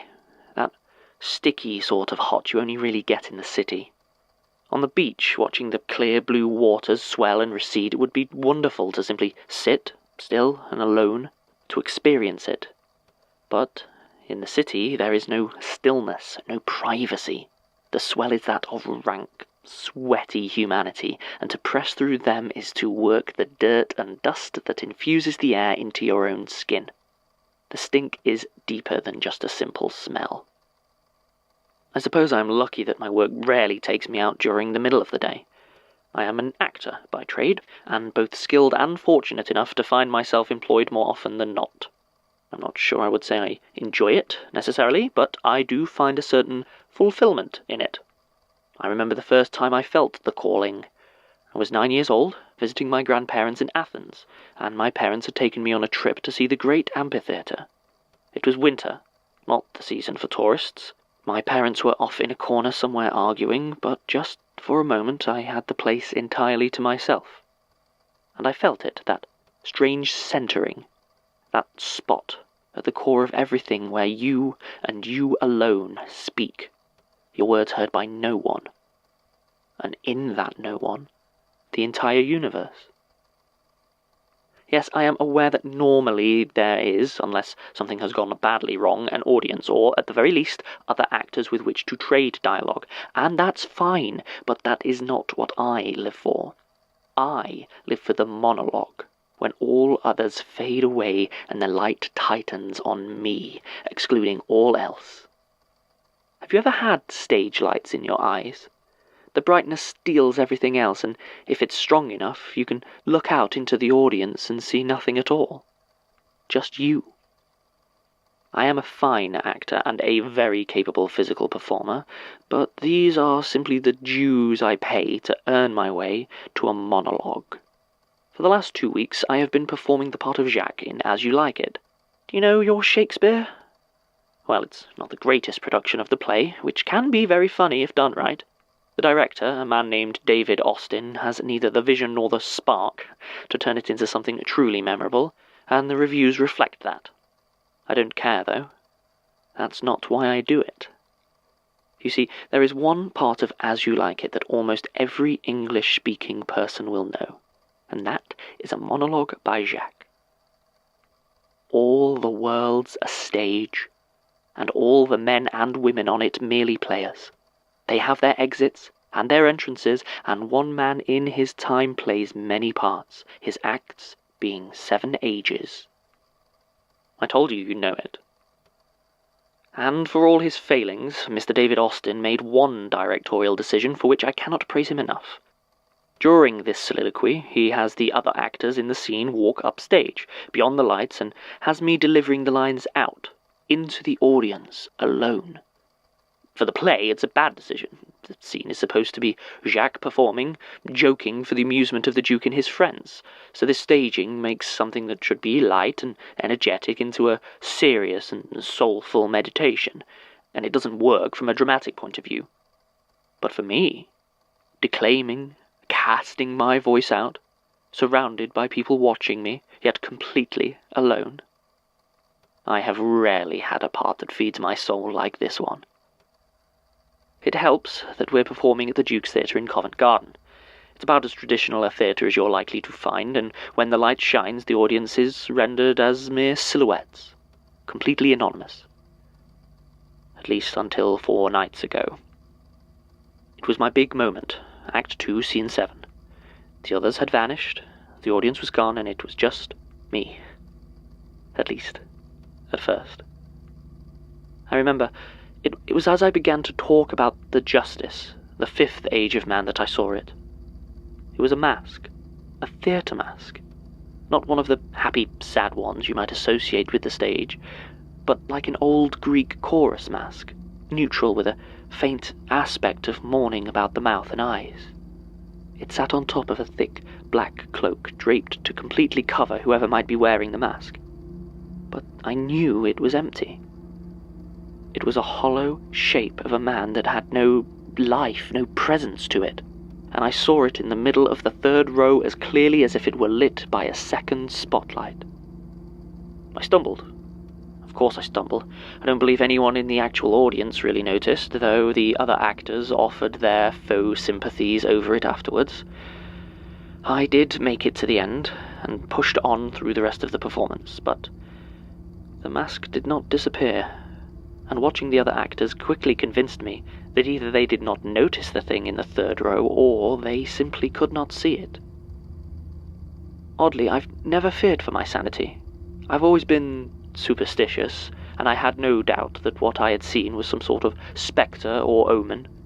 Of what, however, I had absolutely no idea. To be perfectly honest, I still don't. This is one of the reasons I am here, because I have this deep and gnawing fear that it portends nothing but itself, and within that there is some strangely awful fate waiting for me. I have never been quite as social as I am told an actor should be. Rehearsals have always been a professional thing for me and have rarely resulted in friendships, and I actively avoid after-show drinks. It will perhaps not surprise you to discover I instead prefer to walk the city, to find those streets and places where the night crowd does not gather, and wander those empty lights, clearing my head as I leave the heat and cloying conversation behind. In the summer months, this ritual is almost a necessity for me to remain stable, my steps taking me through the echoing streets and artificial lights, an edifice to humanity uncluttered by the messy existence of actual people. The mask and cloak did not appear at the theatre the following night. I looked for it, yet saw nothing but an audience of silhouettes, quiet and intent, save for when applause was required. It wasn't my best performance, on edge as I was, but I got through it. Afterward, Patrick Dunleavy, who played Orlando, was more insistent than usual that I join them for drinks after the show, and it took all my composure to keep my excuses polite, as the sticky heat of his presence pressed through over the fading warmth of the stage lights and the high summer that pervaded even the Duke of York. But I did escape him, and fled into the cooling dampness of the city streets by night. Streets which I knew were less likely to be populated were mercifully deserted, and the windows of the buildings either side were lit, but empty of anybody visible. My breathing began to slow, my steps became more sure, and the oppressive thickness of the air lessened just enough for me to relax. I began to look up at all the darkened windows above street level. It's a strange truth to realize that for all the throng of humanity that exists in central London, almost nobody actually lives there. All the apartments and residences that sit above the bustling shop fronts and businesses are almost all empty, bought as investments by the financiers and oligarchs who have no desire or need to live in them. If you raise your eyes upwards in central London and count the lit windows, it's not at all unusual to see none at all. But that night, as I caught my breath and raised my head, there was a lit window on the second floor, and within it, a masked mockery of a human figure. My face fell, until I had the odd certainty that my expression matched that of my pursuer, and panic began to settle over my brain, pinprick crawling from the back, inch by inch over my skull, and I knew that when it reached my eyes I would run. The figure didn't move. Of course it didn't. There was nothing to it that could move. No will that could make it follow me. And yet, it still watched, its hollow, empty eyes drawing me into it. I ran for some time, through streets I knew should be humming with drunks and nighthawks and insomniacs, but they were all silent. I was alone. Sometimes when I turned a corner at the far end, I could see it waiting for me, and I would turn away. Sometimes when I looked over my shoulder, I would see it there, following me with its stillness, its absence. Once I looked up, and the windows were full of it. I don't know how long I ran, but in the end I fell, physically spent and sunken in despair. Raising my head, I saw it before me, waiting. So I stood and began to walk slowly towards it. It gave no reaction, simply waiting my arrival. As I got closer, I saw it more clearly. The heavy weave of the black woolen cloak, the shining porcelain of the mask, the hollow, empty space behind the eyes, inside the mouth. I faced my demon, and there was nothing there.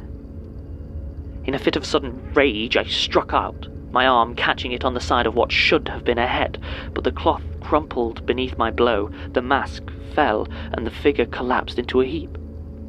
Inside was a simple wooden stick, once propping the thing up, but now fallen to the ground and lying motionless. I went home quickly, my eyes downcast and furtive, and went to bed. I only once looked out of my window at the street below. I don't think it's going to stop. Last night was the worst yet. I knew they were coming, but how do you prepare for something like that? The first was there in the audience before I even set foot on the stage. By my second entrance, there were 5 that I could count. And when I began my monologue, the whole auditorium was full of masks. All the world's a stage, and it was empty. My only company, the mocking grotesques of pantomimed humanity. The mewling infant, the schoolboy, the lover, the soldier, the judge, each eliciting such a roar of nothing from them, it took my breath away. Perhaps I should have stopped, fled the stage, quit acting entirely, but it was like a lonely avalanche, and it flowed out of me in a wave, and I reached oblivion, an absence of applause that nearly deafened me. Sans everything. After the show, David came up to me. He wore his best director's smile and made as to shake my hand. His mouth moved, telling me how much this performance had meant to him, how right the energy had been, and how whatever I had tapped into within myself, I should reach for it again at the next performance. I tried to listen, to nod, but his eyes were hollow, and I knew that he wasn't really there. I have another performance tonight. In less than 4 hours I will be on that stage again, speaking those empty lines to emptier ears. I could run, of course, but I won't. Where would I run to? All the world's a stage, and I can't escape my monologue. Statement ends. Rusty Quill presents The Magnus Archives.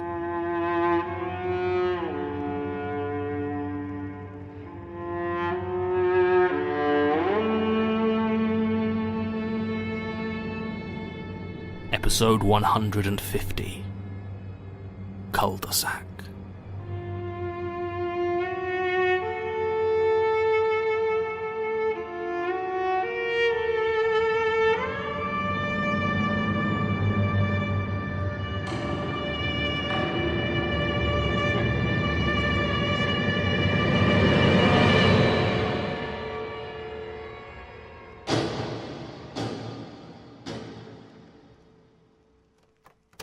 Statement of Herman Gogoli regarding his period trapped alone in a suburban area of Cheadle. Original statement written 9th November 2014. Audio recording by Jonathan Sims, the archivist. Statement begins. Life is hard. I don't want to bum you out or anything, but yeah, You're all alone, trying to connect with people, trying to find your place in the world, but in the end the only person you really know is yourself. And even then, not all that well. There's plenty of things I've done I couldn't explain to you. I mean, I'm constantly looking back at my past self and thinking, what an idiot. How the hell could he have done such an obviously stupid thing? How was I surprised it went so badly? What a relief. I'm now so much older and wiser. Except that last part never really turns out to be true, does it? The line of when you were your dumb younger self seems to keep moving forward with you until each more mature and reasonable version of you eventually falls foul of it and becomes a young idiot. And when you add in another person, you reach a whole other level. You can love them, marry them, dedicate your life to them, but that's not the same as actually understanding them. I was with Alberto for 15 years, and I tell you what, I could always anticipate him. He always used to get annoyed at how predictable I found his mood sometimes. But damn if I ever really knew why. Of course, it doesn't help that when you're that close to someone, everything starts to reflect on each other. One bad mood feeds into another, and stress just bounces back and forth between you. It can get real bad if you're not careful. And we weren't careful. The thing is, when we both found ourselves in positions to be working from home, we actually thought it was going to be really good for our relationship. The two of us spending all our time together, we reckoned it was going to be real romantic. We were real stupid back then. And when Alberto's parents offered to sell us their second home in Cheadle, we thought it was a great investment.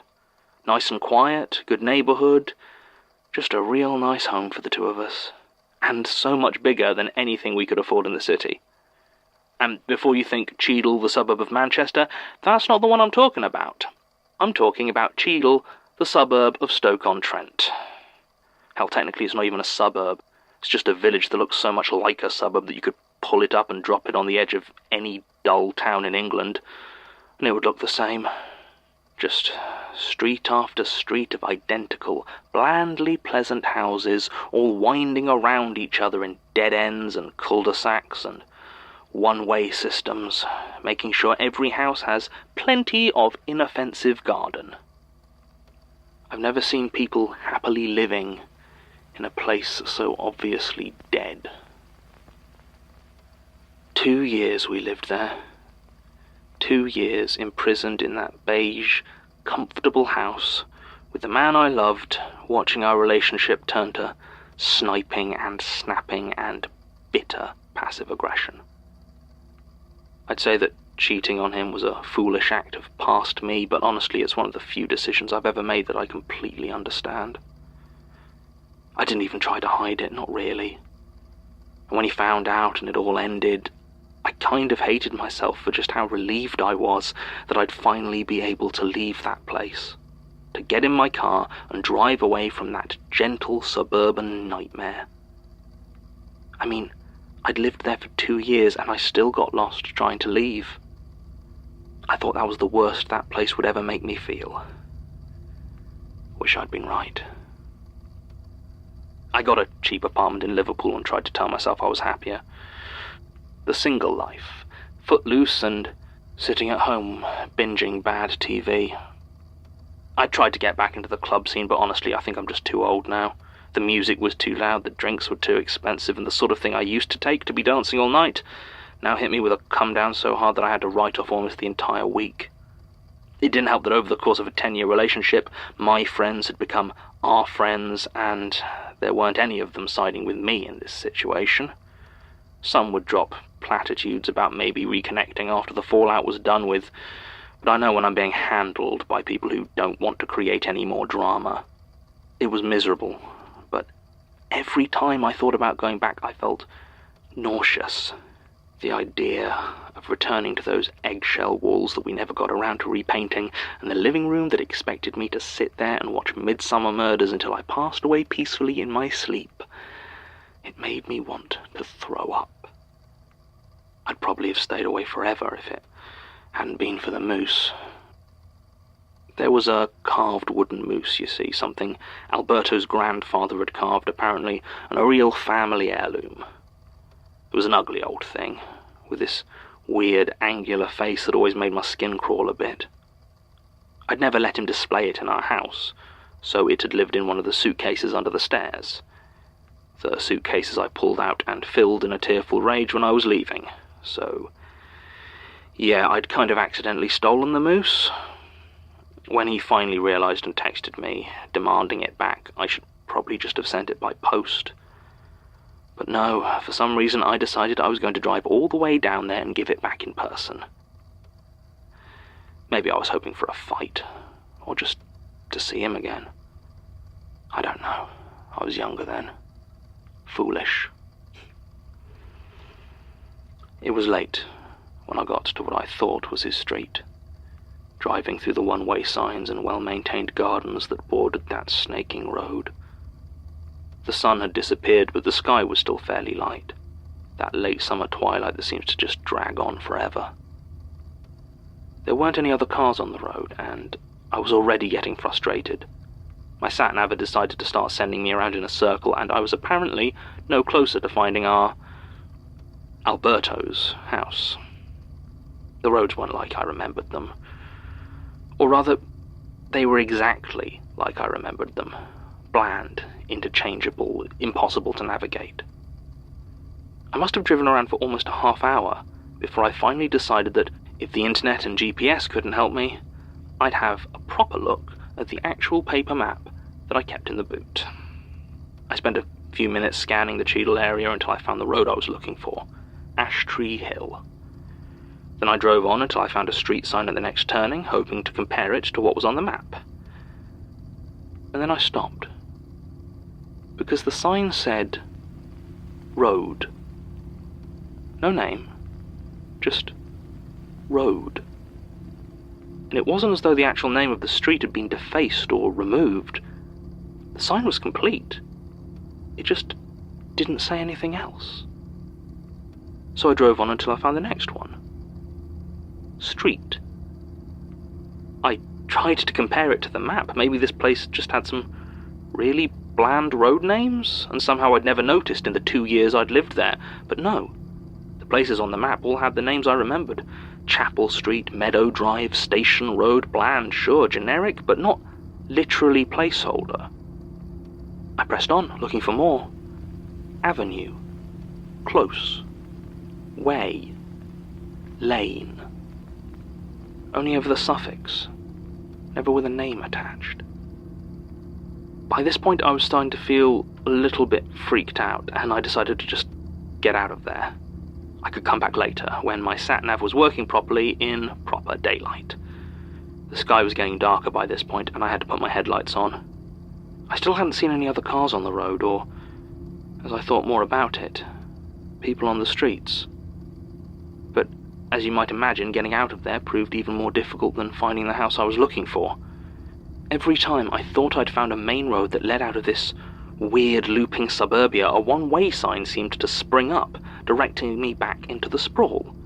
I did U-turn after U-turn as I was channeled into one dead-end cul-de-sac after another, until eventually I decided to simply disregard the one-way signs completely. I cruised past the one that seemed to be blocking my most likely exit, and almost breathed a sigh of relief as I found myself leaving the suburban maze I'd been trapped in, until it led me to an entirely different maze of unremarkable residential neighborhoods. Even then, I still didn't accept that I was trapped. It didn't make any sense. And it wasn't like I'd seen anything blatantly supernatural. It wasn't that there was anything abnormal about the whole situation. It was just that the normal seemed to go on forever. At some point, I got out of the car and started hammering on random doors. I tried the doorbells at first, but they were silent, so I started knocking and knocking until my hand hurt. There was no answer at any of them. There were no lights on behind the drawn curtains. And all the house numbers were 0.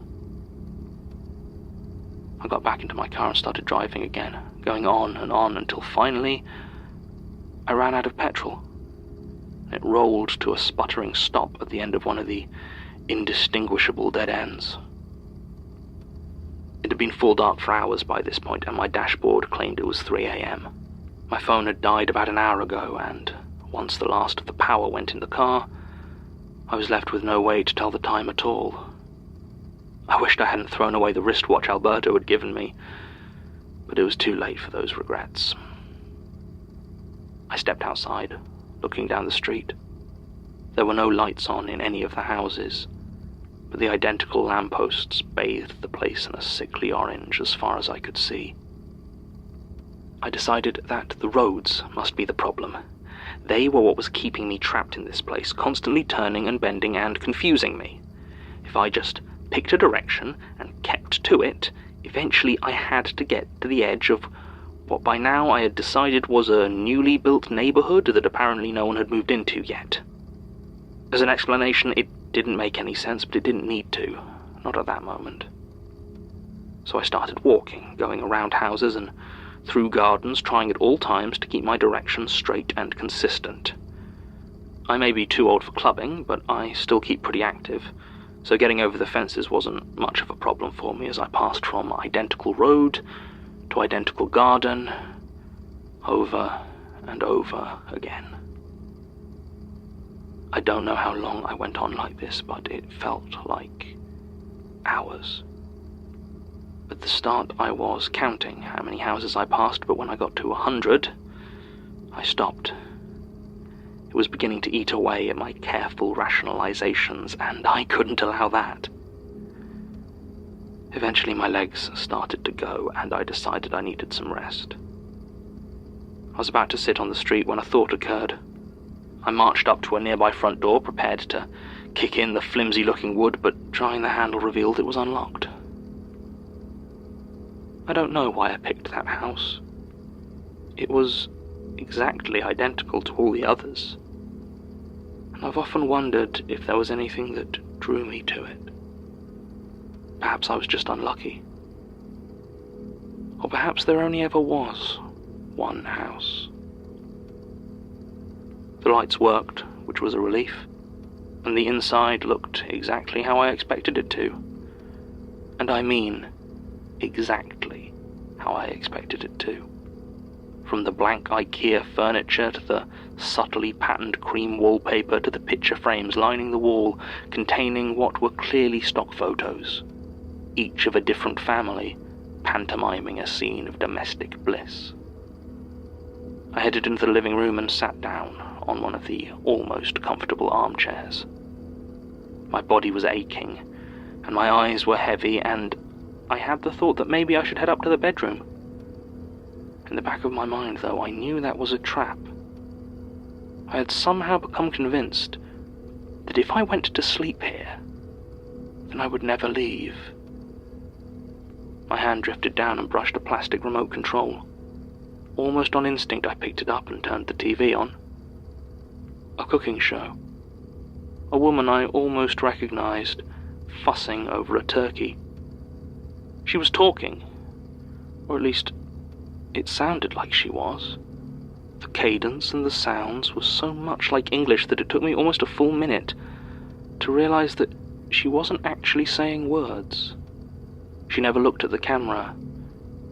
There seemed to be something wrong with her eyes, though I couldn't say what.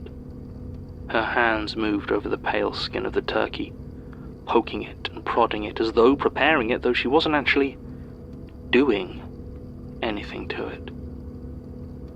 Eventually she gripped a part of it between finger and thumb and tore off a long strip of dry-looking meat, before tossing it over her shoulder and returning to her strange mimicry of cooking.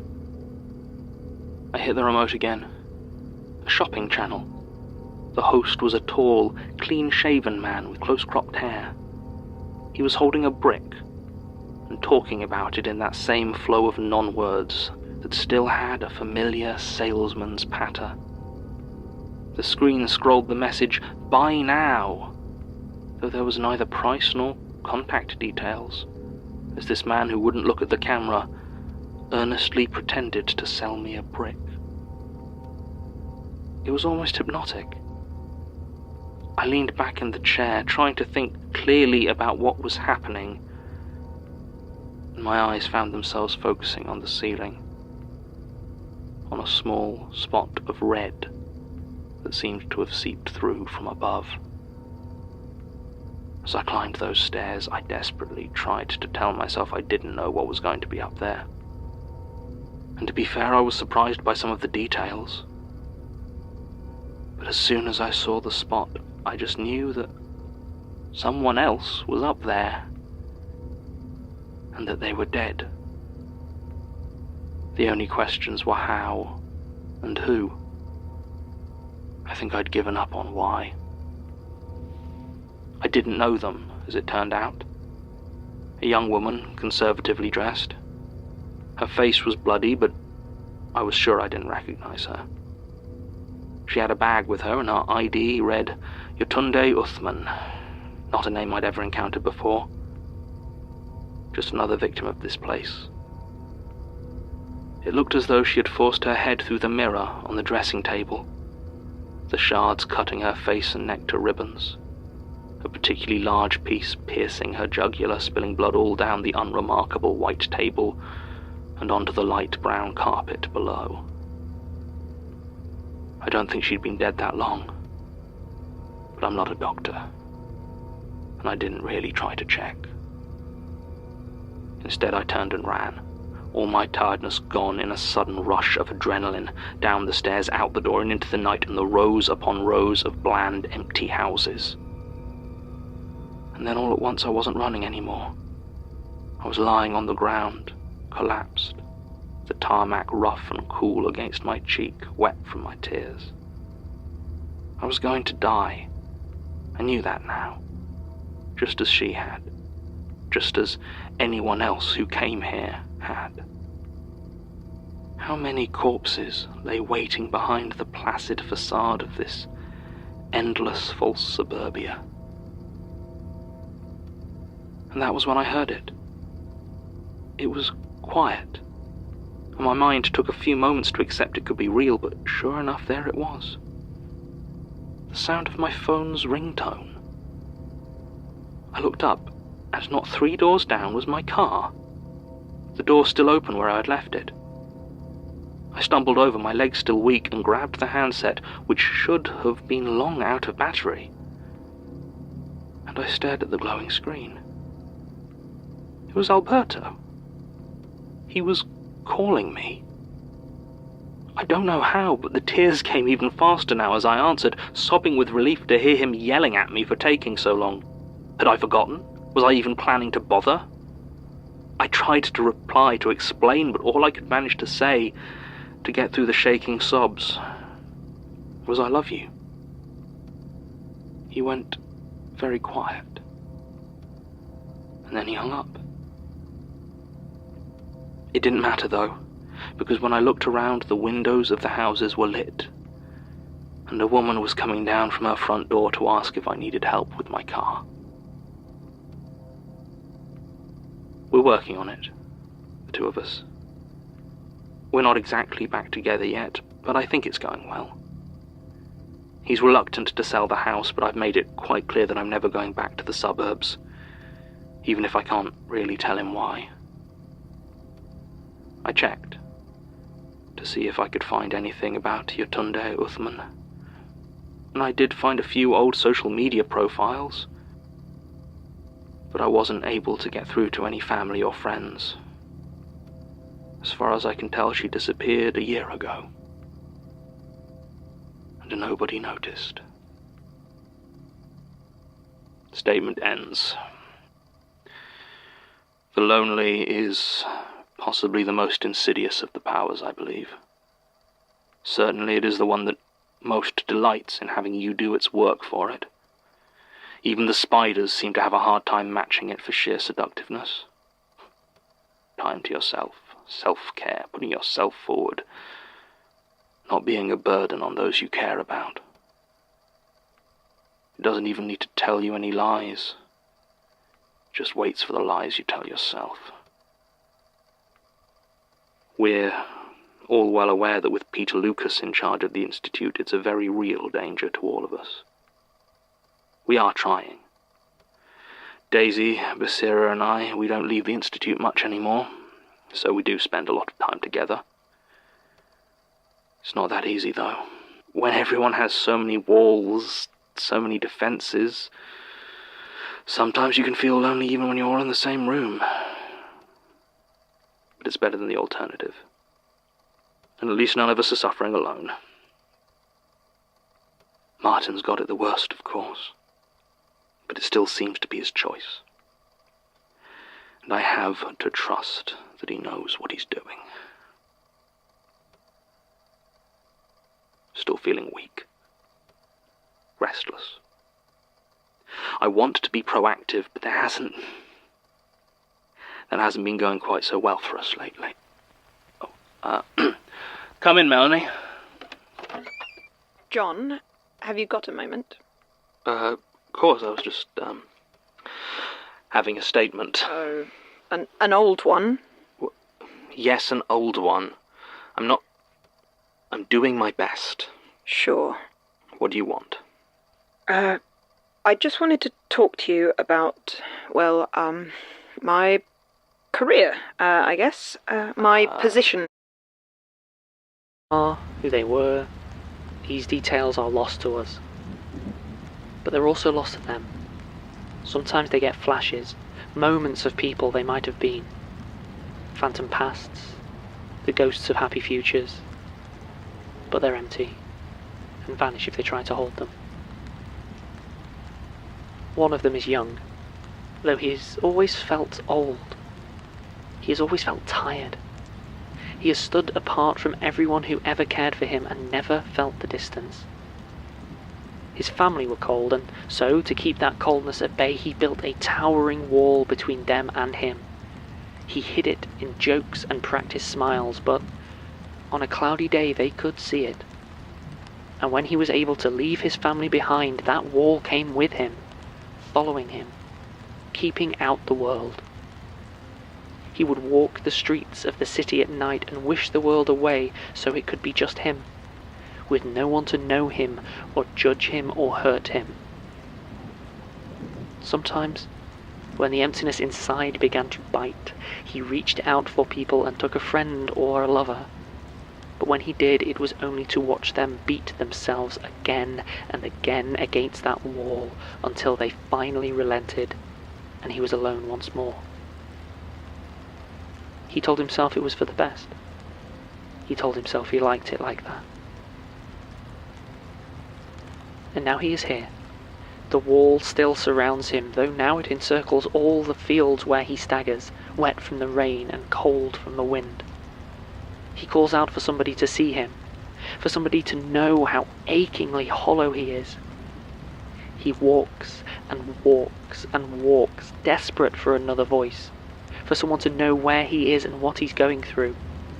But he can't shout too loud. If he does, he feels the thick grey mulch rising from where it has settled in the hollow of his chest. It pushes up his throat and streams from his mouth instead of words. It is clouded and so bitterly cold that where it lands the scrubland grass turns brittle and crumbles away, leaving only ice, pulled from the deepest parts of him, hardened and crusted into a smooth, dark mirror, reflecting his lined and careworn face against the clouded sky. The rain pricks his skin, though there is no comfort in it, because he knows he can never be warm and dry again. The wall is too high. But still he keeps walking, keeps crying out, though quieter now. Nobody knows he's here, and even if they did, they wouldn't care. He has driven them all away, kept them so far from who he is that there is no one now to see his suffering. No one who cares.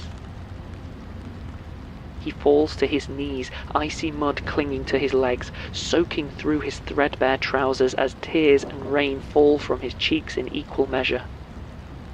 Next to him, a woman lies on her side, curled tight around herself, head tucked to her chest. He does not see her, cannot hear her racking sobs so close to his. She could reach out her hand, touch his arm, his face, his heart, and would feel nothing. Neither would ever know, because at their core they are alone, and nothing can release them from that absolute knowledge. She stands, legs shaking from the cold and from the effort, her muscles locked in place and joints protesting at the shift. How long has she been lying there? How long have the fingers of despair locked around her throat? She doesn't know, and she feels in her bones that no one else does either. Nobody knows she's here, and she misses them all. She tries to picture her friends, a warm and smiling procession of faces, a technicolor memory that only makes the iron grey sky that much duller, the misty drizzle that much colder on her face. What is she recalling? There was music once, lights, laughter, a birthday maybe, or a pub lunch? They sat around on old chairs, comfortable chairs in the warm. The taste of wine was on her tongue, and her mouth was curled into a smile. The carefree chatter of her friends surrounded her and soothed her. What did it? She wasn't talking, wasn't engaged with any of the bright and happy people. Her smile was fixed and deliberate, and it didn't quite match her eyes. She was among this joy, yes, these sparkling friends, but she was not a part of it. Not really. She tried to be, wanted so desperately to be a part of that easy warmth, and maybe they thought she was. But they hadn't known her, not really. They hadn't seen the empty ice that filled her, that kept her apart from them, that she desperately tried to thaw with each and every friendly face that smiled at her. The memory fades, and she shivers as her mind returns to the rain and the wind, tinged with the sting of salt and the slight stench of rotten seaweed, though there was never an ocean here. She feels the ice within her still, and knows she never found anyone to melt it, and now she never will. Those who tried she gripped so tightly that they couldn't breathe, and so she lost them anyway. Now nobody remembers her name. If they should stumble upon an old photograph, some half-remembered birthday party that still brings up a smile, and then see her face, sat there amongst the revellers, they will frown, just for a moment, as they try to remember her name. Then they will shrug, and forget they were even curious. They will not think to wonder about her. And it is this that she is so deeply afraid of. Not the ache of her flesh from the bitter cold, not the cloying dampness of the rain, or the crushing fatigue from uncounted days, or weeks, or years without sleep. It is the sure knowledge that nobody remembers her existence enough to even wonder idly where she might be, or ponder at her suffering. She screams her fear to the open air, but none beside her hear it.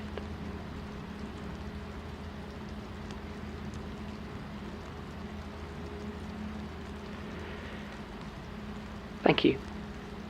I'm sorry. I know it's hard. Yeah,